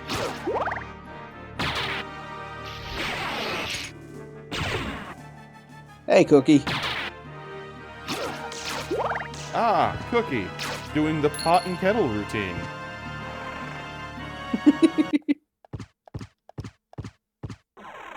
Oh, 100% samurai. Like, North America is a fascinating thing to look at as far as what it was like during the initial European colonization. Because it was very different. Uh-huh. Oh, Yep, hey, I get a I second responded bat to now. things there.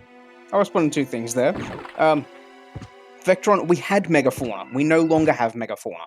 We had a lot of megafauna You're a fairly megafauna. recently. No, not so much. I mean, yeah, I know I'm fat, but come on, man. That's just rude. Come on, man. Why you be like this? It's okay. We're doing round 2 of the pot and kettle routine.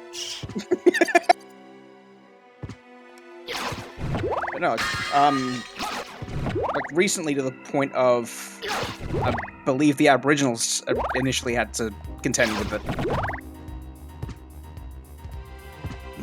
We had it for a decent amount of time. So the bears being the size of elephants? No, we had other things that were about the same size. Dog bears. And we don't have to overcompensate with half the venomous critters on Earth. You are correct about this, but it's kind of the straw we got dealt.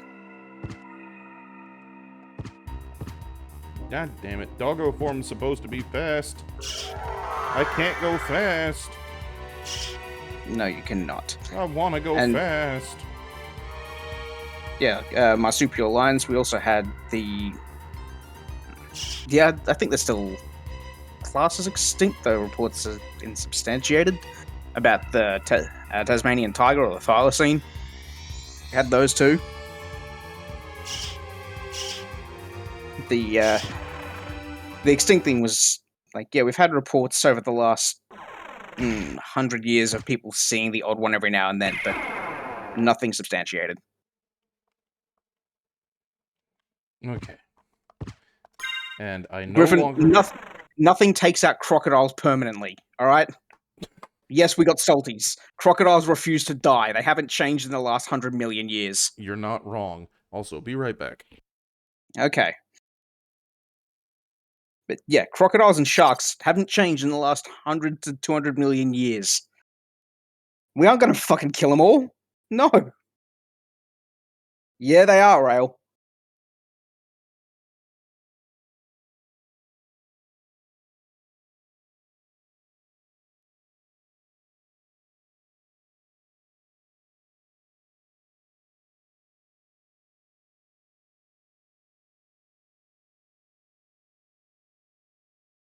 Sharks are a tube with teeth.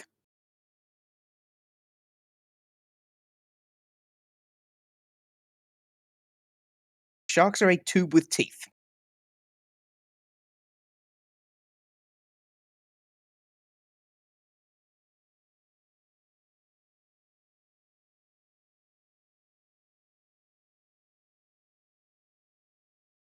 Some of them are cute, some of them are not.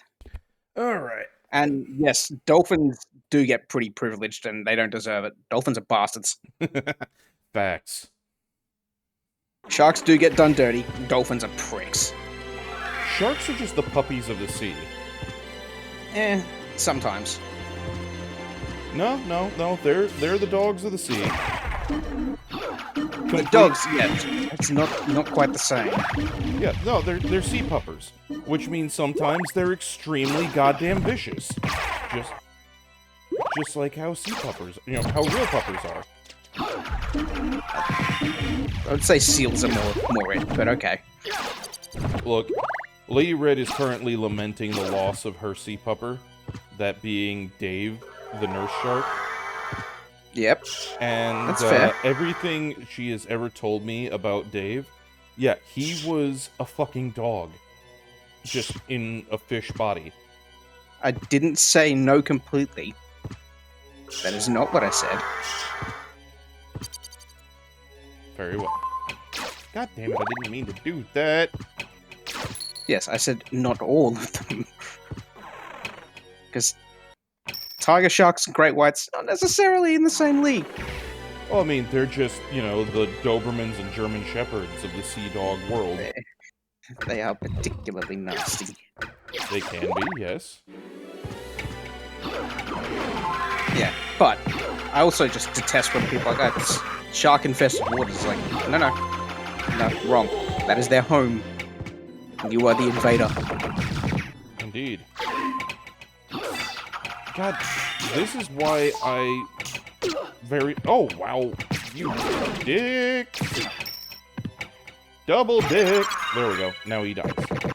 This is why I miss my old NES controller, is because the D-pad doesn't have 8 directions, meaning you spend a lot less time accidentally pushing up and using sub-weapons when you really don't want to. That makes sense, yeah. That makes sense. How did you miss? How did you miss? Don't question the bat. Again!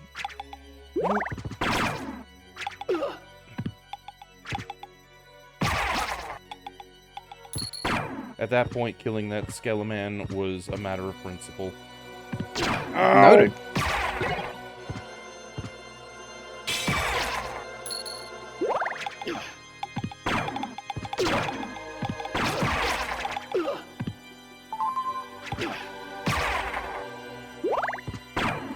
Tigers do tend to be bitey, yes. And jellyfish, okay. Yeah. While they're not actively assholes, they are very much nasty. Yeah, but they're very passively nasty, as was observed. Yeah.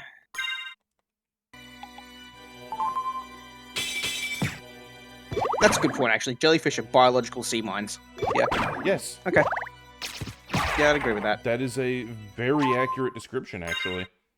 Yep. I'd agree with that. 10 out of 10, no notes. Yeah, and they come in various sizes. The And tiny ones are the worst ones. various sizes and intensities. Indeed. Indeed. Once again, the tiniest ones are likely the worst ones. Yeah. Yeah. Irukandji is not pleasant. I was gonna at say, all. what's the name of the one? The fucking Irukandji. Uh-huh. Those little fuckers. Yep, they're tiny. You never ever want to have an encounter with one. No. I mean, it's about on par with the blue-ringed octopus. Blue-ringed octopus at least warns you. Irukandji you don't see. You just kind of get something very, very unpleasant. Yeah, they are basically invisible. Yep. Yeah, and like blue-ringed octopus, like just don't fuck with it. Well, I mean, That's all. Just don't fuck with it. admittedly, though, with the blue-ringed octopus, you do have to see it, and if there's one thing octopi are good at, it's not being seen. Well, you're not wrong there. The blue-ringed octopus is named that for a reason. They see you because, you know, they also have eyes and can see things. They see you.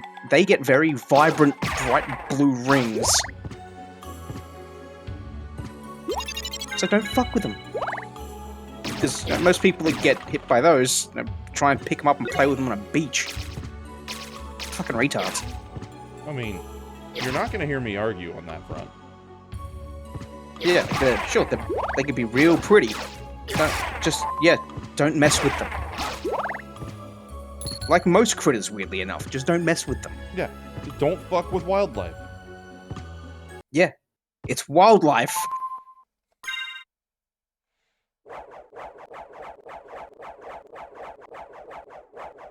Now, Arachnash, this is the thing that caught me when the comments about tigers started coming up. It took me a moment to realize we were talking about tiger sharks. I thought we were talking about, you know, tigers.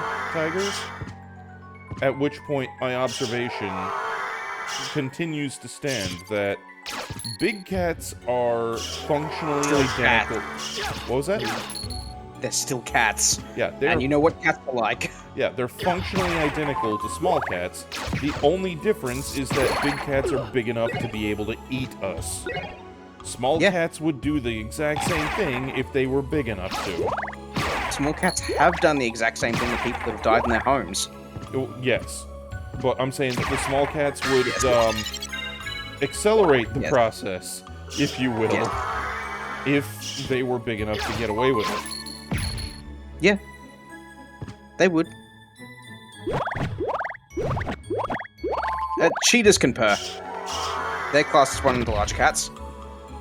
They are capable of purring. If I'm not mistaken, tigers are also shown capable of purring. Like, I'm pretty sure I've seen videos of tigers in captivity purring when getting cuddles from their handlers. Yeah, Because- I've also seen panthers do it. Yep. So that is factually incorrect.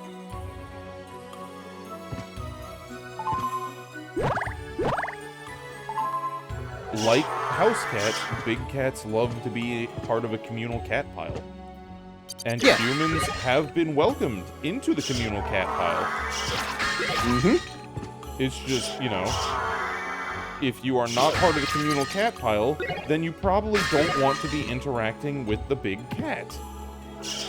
Don't Yeah. interact with any cat that is, you know, more than 25% of your body size. Yeah, agreed. And yes, empty box. That is cat trap. Yep. Yeah, Arachnash, you know, let's keep talking about reasons why I probably should never go to the ocean again, despite loving to swim.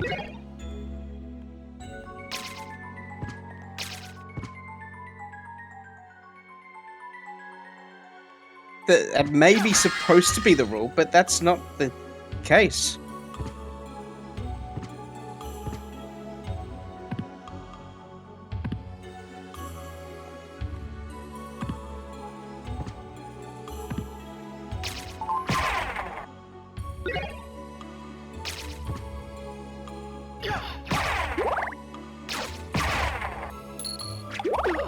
Ow.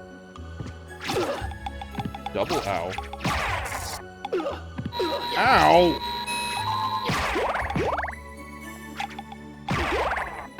These bony boys, they's beating me up. Yeah, but stop being beaten up. Kill him. I mean, I did, but they still beat me up. Well, kill them and then don't get beat up.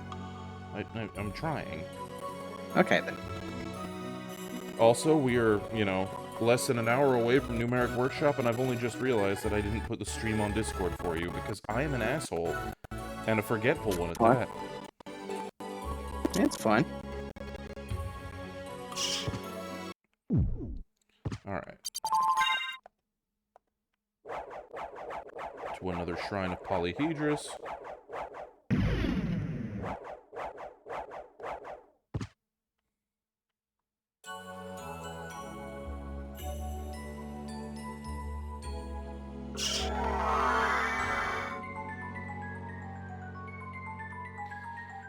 No, Von Falkenstein, I have not given a proper pup date on the basis of fuck. You know, being between employment and trying to move across a continent takes it out of a guy. Almost like you're somewhat busy.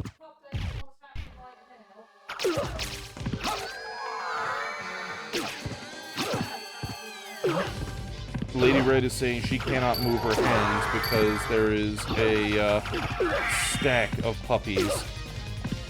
One of the girls is on top of her sister, on top of her hand.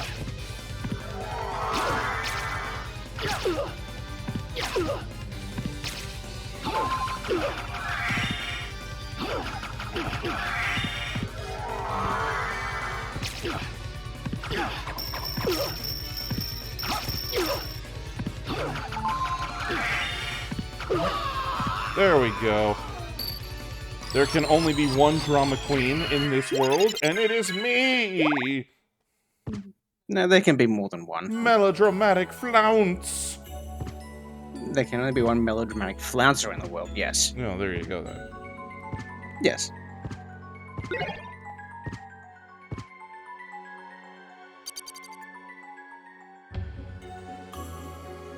The puppers are extremely stackable. Like, They do that all on their own. Yeah, Stu, they have very much proven willing and able to readily stack upon each other.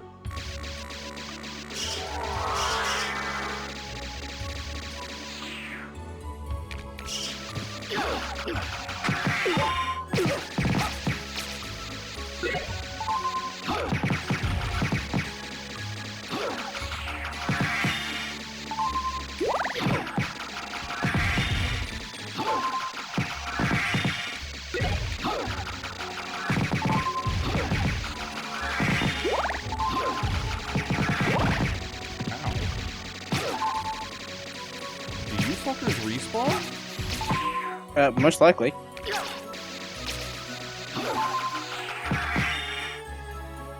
Most likely they do. I didn't think they would, but okay.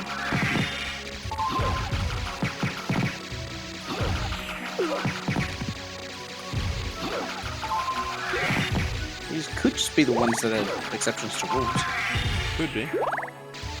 Let's go back and see. Yeah, that's the one right over there. Yep. Yep, they respawn. All right, fair enough.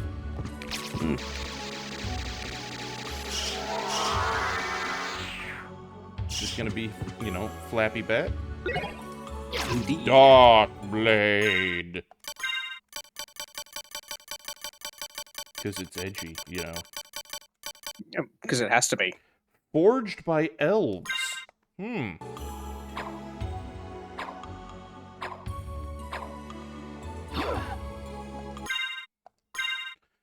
Fuck octopi on a conceptual level. No, fuck you. No. Octopi are fucking cool. Octopi are fucking cool. Like, when mankind has long since died out, octopi will be that which inherits the world and rules it. I am convinced.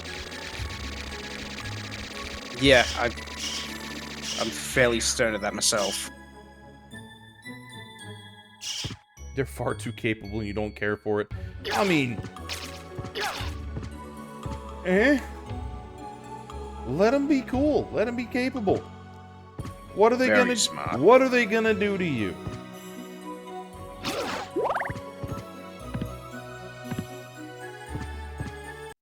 I mean, maybe asking what they're going to do to you is bad, because they got that beak, and they're smart, and they can get into all kinds of places. Sword of Cain? You know, Lily, it might be, and if it is, then I definitely don't want to use it, because Cain gets the warp effect more than any other character in any Warhammer setting. So just put that down and leave it there. Leave it alone. Indeed. So, question, Kai. We got 45 minutes left. I reckon Yes. we could probably finish Symphony of the Night next week by dint of the amount of shit we have left. Because there's... I'd say so. It looks like it, yeah. Yeah, because we've got the... Really, it's just the Catacombs and punch fucking Galamoth, and that's it. Well, okay, there's another boss that I'm... Oh, because Death is down there as well, and we'll get the thing. So yeah, there's Death and Galamoth, and they're both in the same direction from here. We gotta go up. And that's basically it as far as bosses between us and the Big D, at which point we'll be Symphony of the Night complete. Yep. So now comes the question. Would you like to see Castlevania 3 to appreciate what Grant is like in his original incarnation? So as to preserve some of this game. So as to preserve some of this for next week. I'm just here to hang, man. If you want to go to that, we can go to that. I'm okay with it. What does chat think?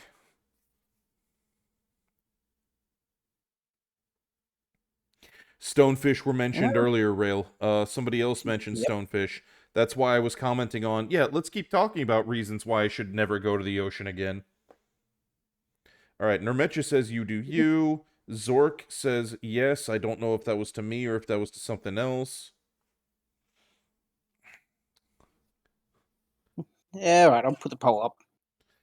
Yeah, the reason I bring it up is if I keep on going for the next 45 minutes, then we're probably only going to have half a stream's worth of Symphony of the Night left next week.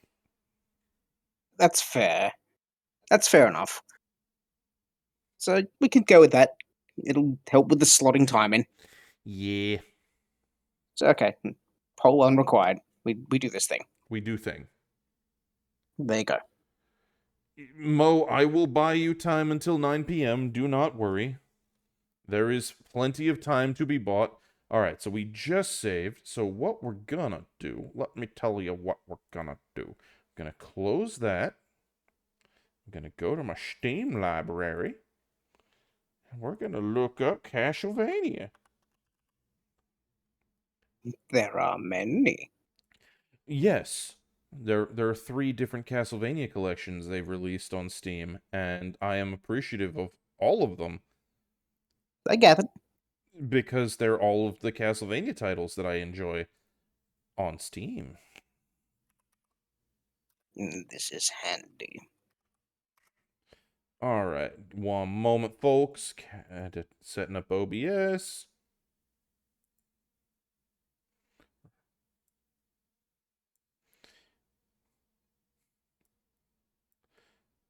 And we want that to be down here. And then we need the audio. So, tappa-tappa-tappa-da.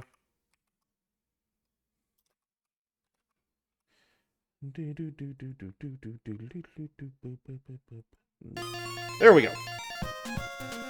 There we go. There we go. And for you, sir. This And is... yeah, Zork Hippocampus, he means 9 his time zone, 10 EST. Basically, he's telling me he needs me to hold the fort down until numeric. Yeah. Alright, so also, Kai, this is where you're going to see where I got the idea for the hex crawl when we were doing Rondo. I gathered. Opcure wants water break. That's why I got up a few minutes ago, is I needed more of this stuff, so... Yeah, it's fair enough.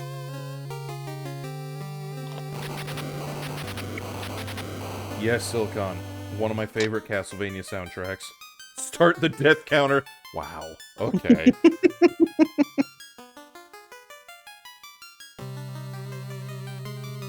Rimward, that sounds like me answering to a Mech Warrior briefing.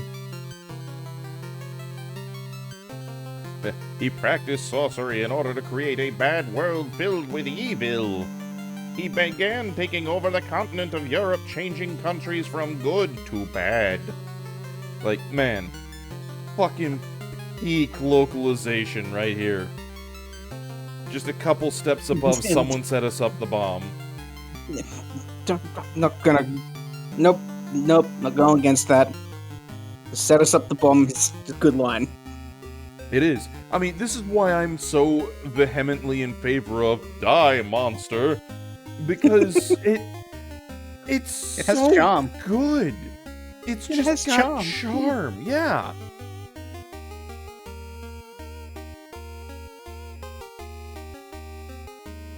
Silvercast, fucking preaching to the choir, man. The original 3 on the NES were a staple of my childhood.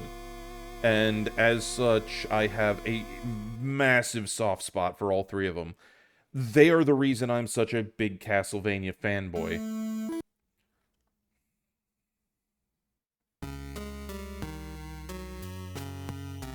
Alright.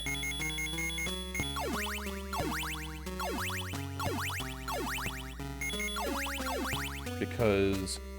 There is no... Well, it's a password that starts you with 9 extra lives instead of 2. Ah. It seems like cheating.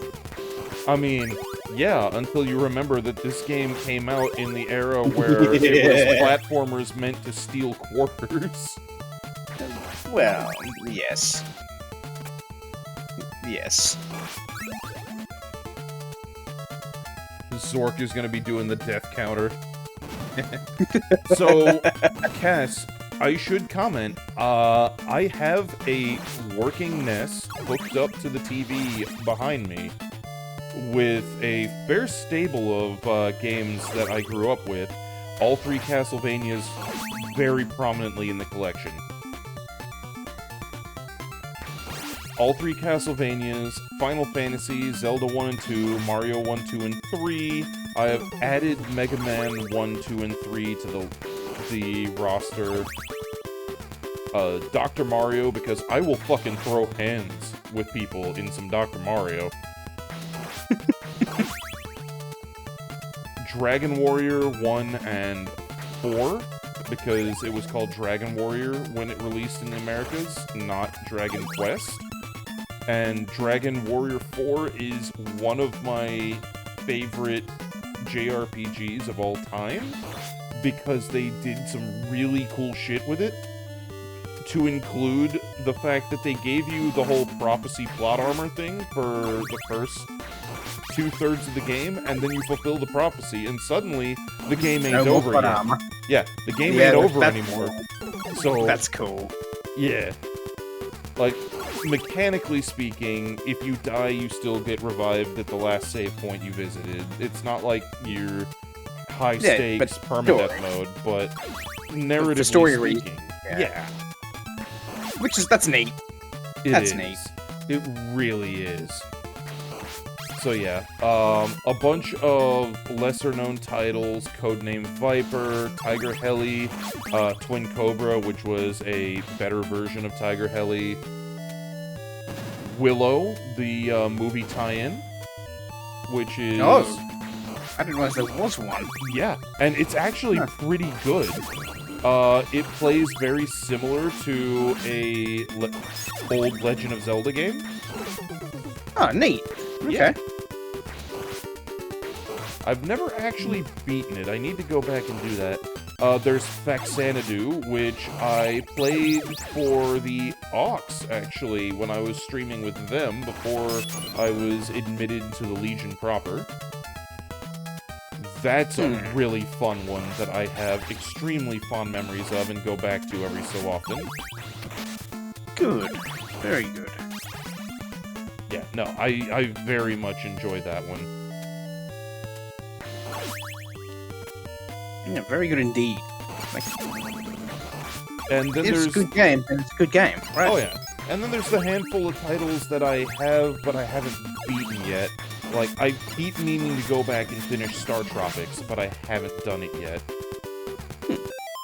Metal Warriors? No, I have not. Oh fuck. That's a game I would love to get my hands on. Speaking of, it's not Metal Warriors, but Metal Storm. That shit was gnarly. What with the whole fucking gravity flip mechanic? Oh, Yeah, that's just cool. It's just cool. fucking cool. Like, pure, unadulterated cool in its robot violence. I've played it. I don't own it. I'm finding it's probably not going to be the easiest thing in the world. Oh, God, no. God, no.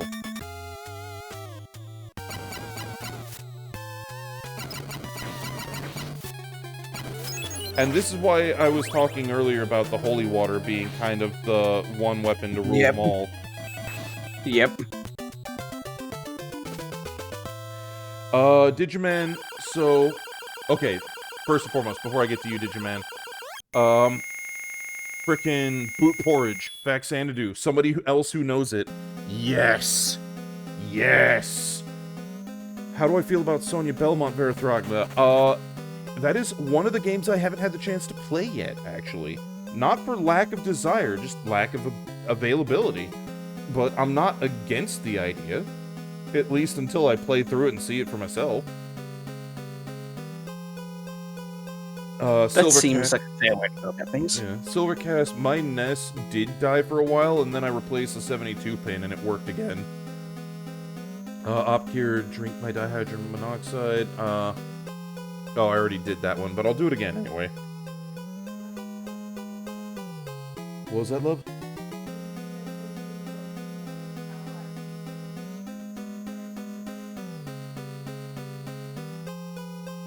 Okay. I have just been tapped to do the dogs in the morning, which, you know, fair enough. Yeah, okay. Fair enough. Normally we trade out who wakes up because they get up early, but, you know, she is needed. For numeric, it seems. Indeed. Anyway, going back to taking a look at 8, the main character is immune to curse status because he's already cursed. You know, reasonable. You know, Dragon Quest does some cool things. I think the last one I played was 9, and admittedly I put it down because it was getting too grindy MMO for me. Okay, no, that's fair. Your dude is like Jacques the Viper, he whipped things good. Hell yeah, fucking Belmont family, using the vampire killer whip. Digimon, Yeah, they do. I have a lot of nostalgia for the GBA as well, I really do. GBA was good. Admittedly, I'm more a Gen 2 Pokemon fan, but Gen 3 was the last good gen in my mind. Granted, I didn't play Gen 4 outside of the Gold-Silver remake, so I'm willing to flex on that. But after that, it really went downhill. I'm not a Kingdom Hearts 2 fan, but that's just because Kingdom Hearts didn't rub right with me. They're great games. They're great games. They're just not for me. Nermetia also plays Faxanadu. Fuck yeah. Let's see. Dragon Quest 11. You know what? I will give it a try if I, you know, don't forget. I'm very distractible and forgettable, so... Yeah, that is a big if. Remind that is me. a big if. And yeah, no, Rail just touched it. Golden Sun: The Lost Age. Fucking amazing game. Only amazing because Golden Sun exists. GBA: The Lost Age would not have had nearly as much impact if it was not for the first game in the series. But because they both exist, oh my god. They make each other better. Oh yeah. Well, here's the thing. The ending sequence of Golden Sun is the prologue of Golden Sun: The Lost Age. Oh, okay. Like, Yep. you play the last half hour of Golden Sun in The Lost Age, except from a different character's perspective. So it is continuity of story. Good. Yes. The characters, you play a different set of characters that you are already familiar with, but on the opposite side of the conflict. And just because they were the antagonists of the first game doesn't necessarily mean they were bad guys. Yeah. And it really gives you some understanding of why different characters and factions do what they do. And all of the loose ends get tied up, which is really nice. And you get the chance to see all of the characters shine in their own way. Plus, they really learned on the dungeon design. Some of my favorite JRPG dungeons do exist in Golden Sun: The Lost Age. Like, let's see. Jupiter Lighthouse was really fun. Aqua Rock was a fantastic time. And those are just the first two that come to mind. There's a just massive trove of fun dungeons. The 3 towers in the Great Eastern Sea, the 4 elemental rocks, the 2 lighthouses you do. Like, all of them are cool, visually distinct, and interesting, musically fun and enjoyable. Like, Rail and I have gushed about Golden Sun to each other before. For good reason. There is much love there. Alright. It's good. Hang on. So, yeah, GBA, or Golden Sun, Lost Age were supposed to be one game. Correct. Nermetia, same. I don't know if I'm supposed to say that, but same. You know what other games come to mind that have that kind of data carryover, actually? And I encountered these long before I encountered Golden Sun. The Legend of Zelda, Oracle of Seasons, and Oracle of Ages.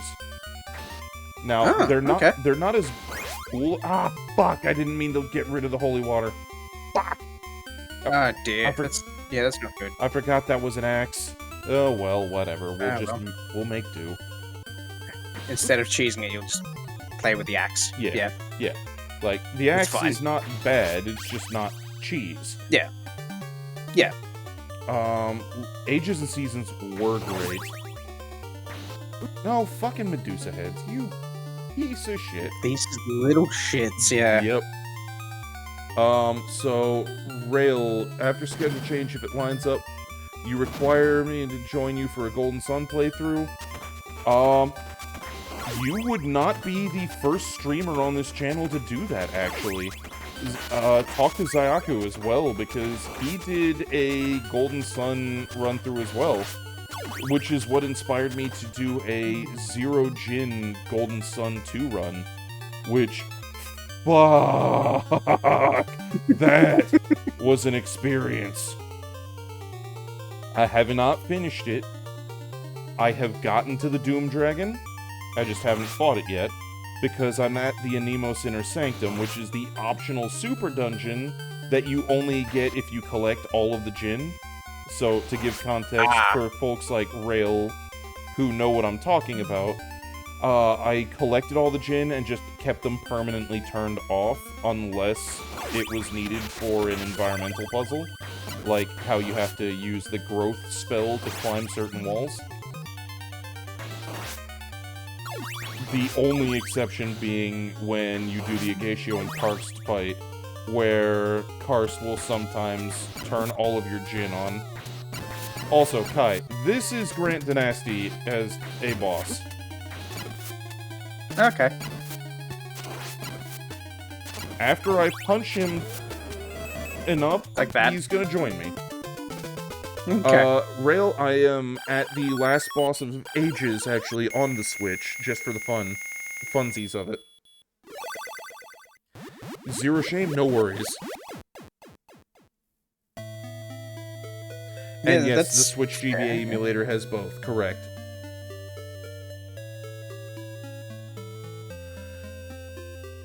Dark Dawn... Dark Dawn disappointed me so much. Like, I wanted to love it, but they really missed so many things that I can't. It's like, going back to Castlevania. So, there's a reboot video game series, Castlevania Lords of Shadow. Lady Red has been urging me for years now to play it on stream, actually. And the thing about Lords of Shadow, it's a reboot, it's a God of War clone in its gameplay mechanics. That's weird. Okay. It works. It works, because, I mean, think about it. The thing about... I can see how it would work. It's just a weird transition. It is. But then again, Castlevania had made the 3D transition already with the PS2 era, so not as weird as it sounds. I have not forgotten the N64. I wish I had, but I have not, love. Oh dear. Also, this is Grant as a playable character. He's small, he has a faster movement speed, he can cling to walls, and he's got a little shank for a weapon, and that's... Yeah, I noticed, yeah. Yeah, that's his thing. Okay, that's fine, but like the clinging to the roof was a thing. I'm like, Well, I mean, he can do that. Like, I'm about to get a 1-up. I saw you do it. Yeah, I saw you do it. It's so weird. God damn it. It's like, there we go. Why yellow skin pirate Spider-Man? Why? Archon Eric is correct. Lords of Shadow does not feel like a classic Castlevania in the slightest. The thing about Lords of Shadow, though, is it's a fun game. I enjoy it. it was trying to do something different with the IP, as Lady Dread just observed. The thing about it, really, though, is it's a God of War clone in mechanics, but I don't hold it against it. I enjoy it more than God of War. I never enjoyed God of War. But, That seems odd to me, considering that like, it's very similar in a lot of aspects to, like to DMC3 and nope.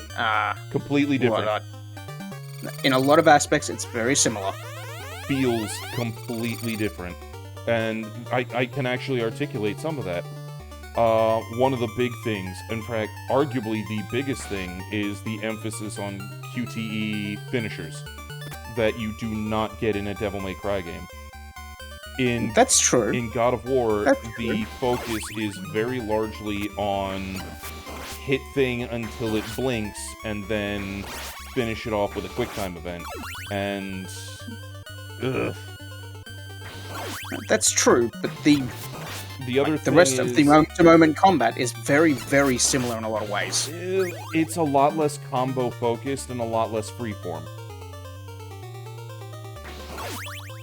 Other games, No, I don't agree with that at all. It's fairly freeform and very combo focused.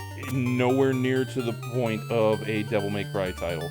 Devil May Cry makes it a very big deal that you are making a very, oh shit, oh god, Medusa head's bad, large repertoire of flashy, over-the-top moves. There's a lot more options in Devil May Cry than there is in at least the first God of War games, because after the first 2 or 3, I stopped trying. I was meaning the first two. I haven't played the ones afterwards. Okay, so Devil May Cry, in general, has a significantly larger repertoire of shit and shenanigans you can get up to. And then the... oh god. Birds. Fuck. Flying things are just not good for you. No, they're really not. There we go. At least you got those, though. I'm trying to That's solid. articulate thoughts while I A, gathered. sleep deprived, and B, trying not to get murdered by birds. Fuck, Yeah, I Hitchcock gathered. was right!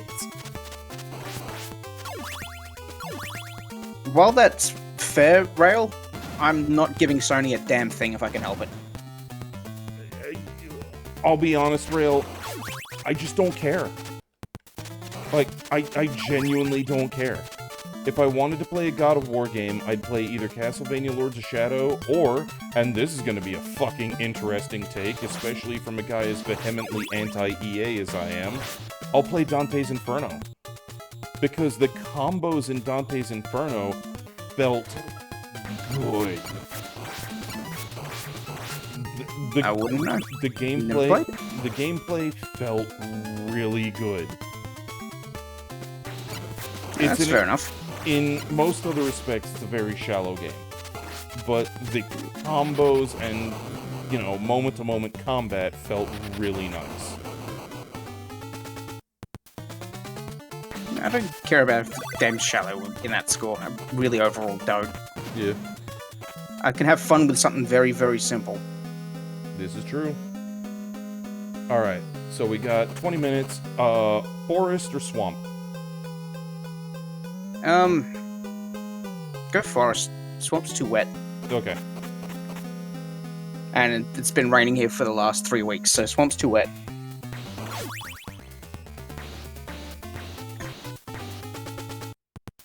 Alright.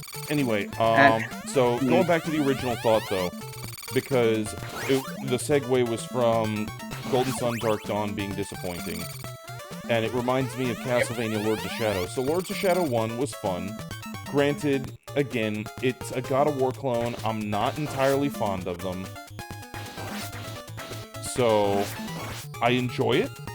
I think it's better than God of War, mechanically speaking, but there are definite parts of the game where I'm like, eh.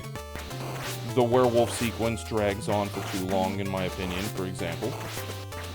But Okay, the whole plot premise is you're playing as Gabriel Belmont. You're out to fight the Lords of Shadow to break the curse that is separating Earth from the heavens and preventing the dead from being able to pass to heaven. And to do that, you have to fight the Lords of Shadow.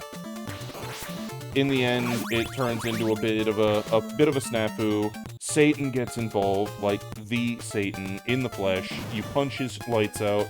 And then in the epilogue, because Gabriel just lives to suffer, it turns out things are still fucked, and he becomes Dracula. I think you told me about that part before. Yeah, which is Sucks to be him, yes. Fucking Very much sucks to be him. wild concept for a Belmont to become Dracula in a Castlevania title. Yes. Like, holy fuck, man. Yeah. But you know Definitely not normal. Yeah. There are two sequels. One is Lords of Shadow 2, which is the disappointing one that I'll get on in a moment. The other is kind of the segue title that was released for the 3DS, Mirror of Fate, which actually really fun, really enjoyable. Do recommend. Okay. As an brief aside, this boss fight has a really cool mechanic to it that I only discovered like a year or two ago. Yeah.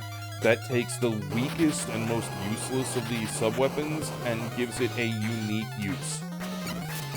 Oh. So the throwing dagger is the weakest sub-weapon because it does a single hit, flies forward, hits once, that's it, low damage. So you just, like, throw it at his head repeatedly. Yeah. No. Oh, and a bomb on his back? No, that's a hammer. Oh, okay. You can't tell until he fucking swings it, and I'm not getting down there to let him try and mash me with That's it, but fair, it's a hammer. That's fair enough. But no, because we're in a thunderstorm, there's a specific tell where the whole background flashes white. Oh, you can electrocute him, okay. Yeah, literally, the whole background flashes white before a big peal of lightning. If you throw the knife at the right time when that flash happens, the lightning will strike the boss and do a fuckload of damage. It's really cool. Yeah, that's neat. And that is something I didn't even know existed. I've been playing this game for 3 goddamn decades, and I didn't know that until like 2 years ago. Yeah, that's cool. Alright, as much as Sypha is easy mode, no. Sorry, Sypha. Pirate Ninja is my dude here. Now, I've never actually done the throwing knife trick. I've only seen YouTube videos of it. But yeah, it is a thing, and it's fucking cool. Yeah.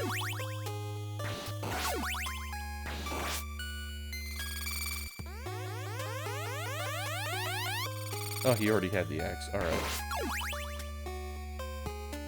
Boom, boom, boom. I love the music in this because it is very atmospheric. And I saw recently a review of Castlevania 3 that I agree with, actually. Which is that it is the first of the franchise that conveyed the vibe visually that Castlevania is going for. It was the first game to really nail the Gothic architecture, the stained glass churches, the haunted ships, and foreboding castle towers.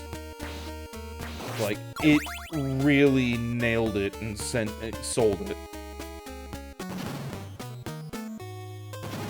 Fair enough. Because the backgrounds are so much more detailed than their predecessor games. Yeah, no, that makes sense, yes. Anyway, because I keep going on tangents, Lords of Shadow 2.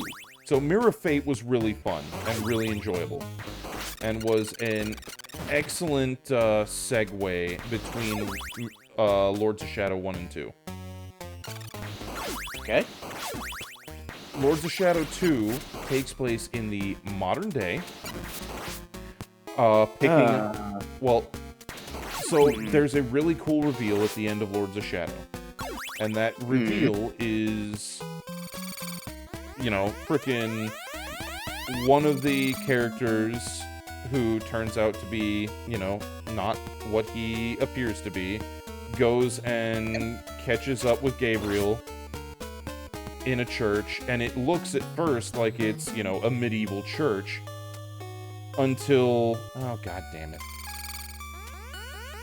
He talks to Gabriel, they have a brief spat, he throws Gabriel out the window, Gabriel now being Dracula, and he falls onto a fucking modern city street, and there are people with smartphones taking video of the old man that just got thrown out of the top window of a cathedral and landed on a car and is okay. And it was a fucking cool, it was a cool little twist. Yeah, okay. Lords of Fair Shadow enough, 2 picks up from there, and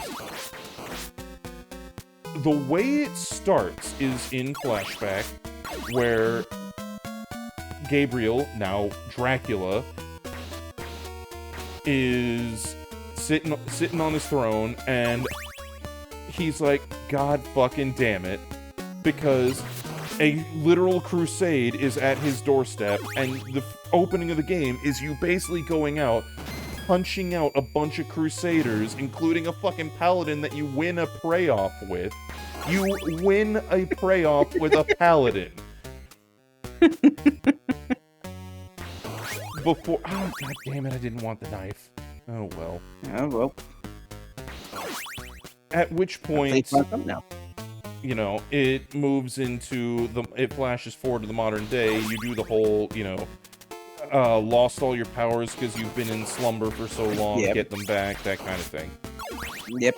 Which, okay, fairly standard excuse for why you're having the Samus Aran problem of, I lost all my upgrades from the last time.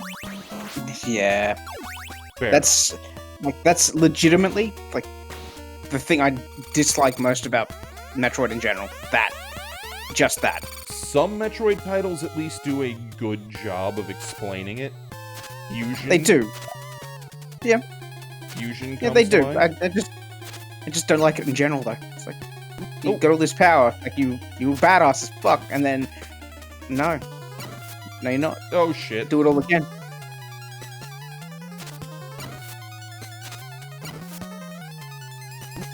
God damn it!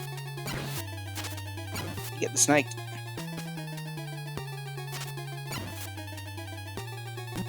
Fuck! I thought I had managed to get out of the way. Oh well. There's your first death, Zork. Indeed.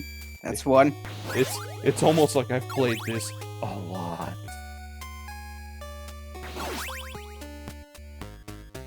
Admittedly, I am more accustomed to the hard route through the game, which would have been through the swamp.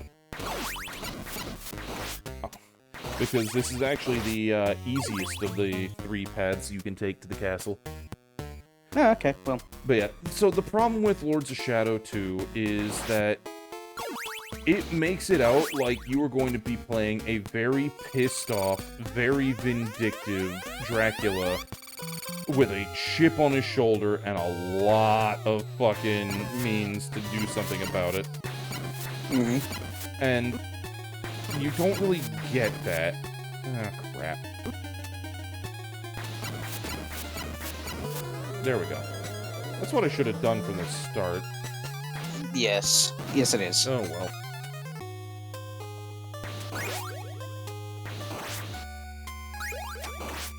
Fuck you. But yeah, so... The thing is that at the end of the day, you don't play a vengeful Dracula who's settling all of his scores and being the embodiment of ancient eldritch rage that they made it sound like you were gonna be. And there's a bunch of plot holes that make me go, just, It's a competent game, but it is a game with so many missed opportunities that I cannot call it a good one. Okay.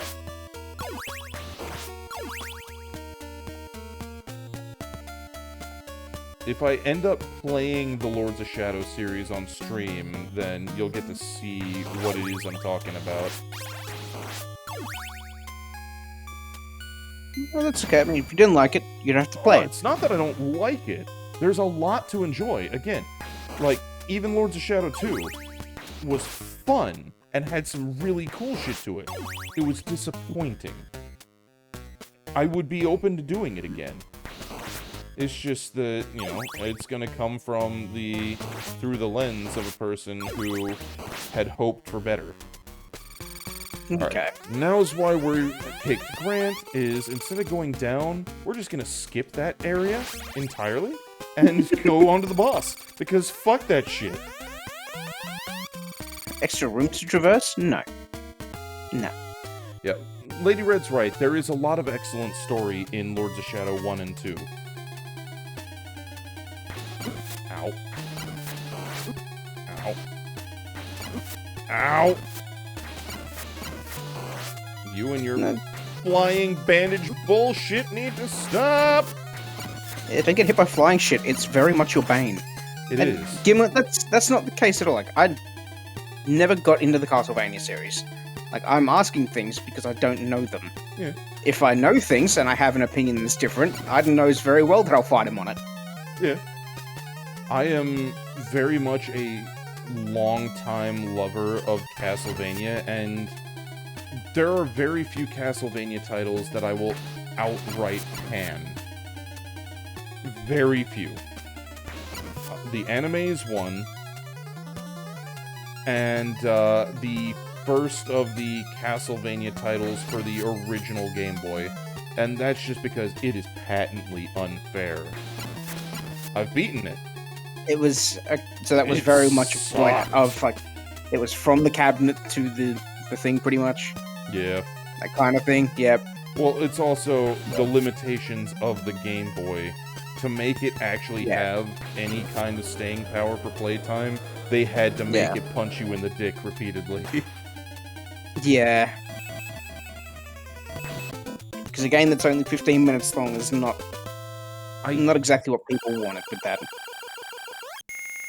And Lady Red is right. The reason I dog so hard on Lords of Shadow 2 is that it got so much shit right that the stuff that it got wrong was painfully wrong. Oh. Like, there's so much that it did right that it feels like a fucking travesty that it got the shit wrong that it did. So the closer to greatness it was, the more disappointed you were. Exactly. Okay.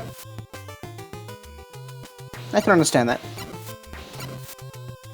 Also, we are down to the last 5 minutes before the numeric workshop, so Do you want to call it they got a bit of a buffer? that would probably be the reasonable way to do things. Despite the fact that I'm now in my happy, comfy place, playing a game that I have loved since, you know, early childhood. I mean, it doesn't mean you have to stop playing it unless you gotta go to bed, which I think you I mean, kind of do, unfortunately. yeah, when I Yeah. stop playing, it's gonna be Yeah. get dogs ready and go to bed because I need to be Yeah. up. So we're coming up for 10, and the dogs will be up. Without Yep. any uncertainty, they will be up between the hours of 5:30 and 6, whether I like it or not. You will get out of bed, yes. Yep. So, tell you what, I'm gonna see if I can power through this level before our time slot ends, which should be able to. Okay. It's a NES Castlevania. Levels do not take much time. No, that's fair. The levels are fairly short, but Yep. they also got those transition parts, which they take a fair bit of time, considering. Well, there's the holy water, which is actually, we're in a level where I don't want it. Ah, Yeah, unlike don't get much use. Unlike Castlevania 1, where the holy water is the solution to every boss except for the very first and the very last, in this, the holy water is extremely powerful when it's extremely powerful. It has a niche, like everything should, really. Yes. but there are a lot more. Oh fuck! Oh, suddenly, dude. Yeah, suddenly, dude. There are a whole lot more places where it is not the be-all end-all.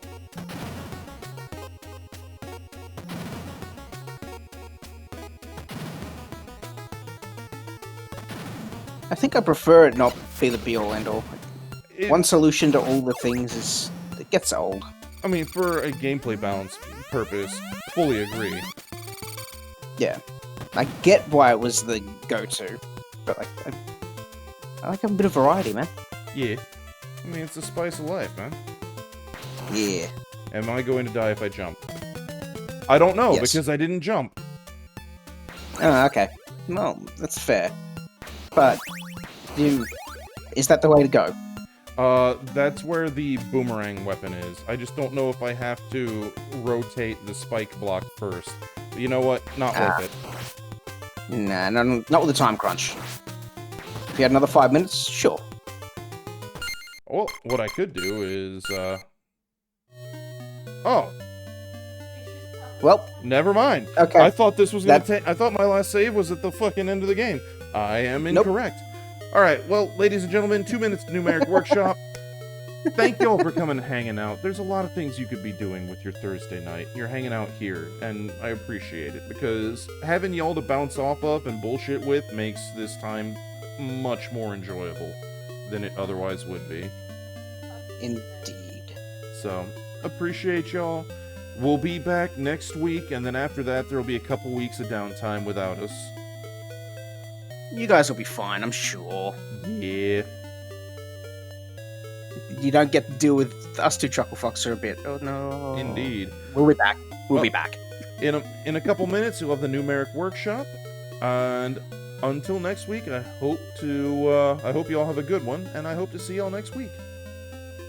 Indeed. Catch you later, guys. Take care of yourselves. Be excellent to each other. And party on, dudes.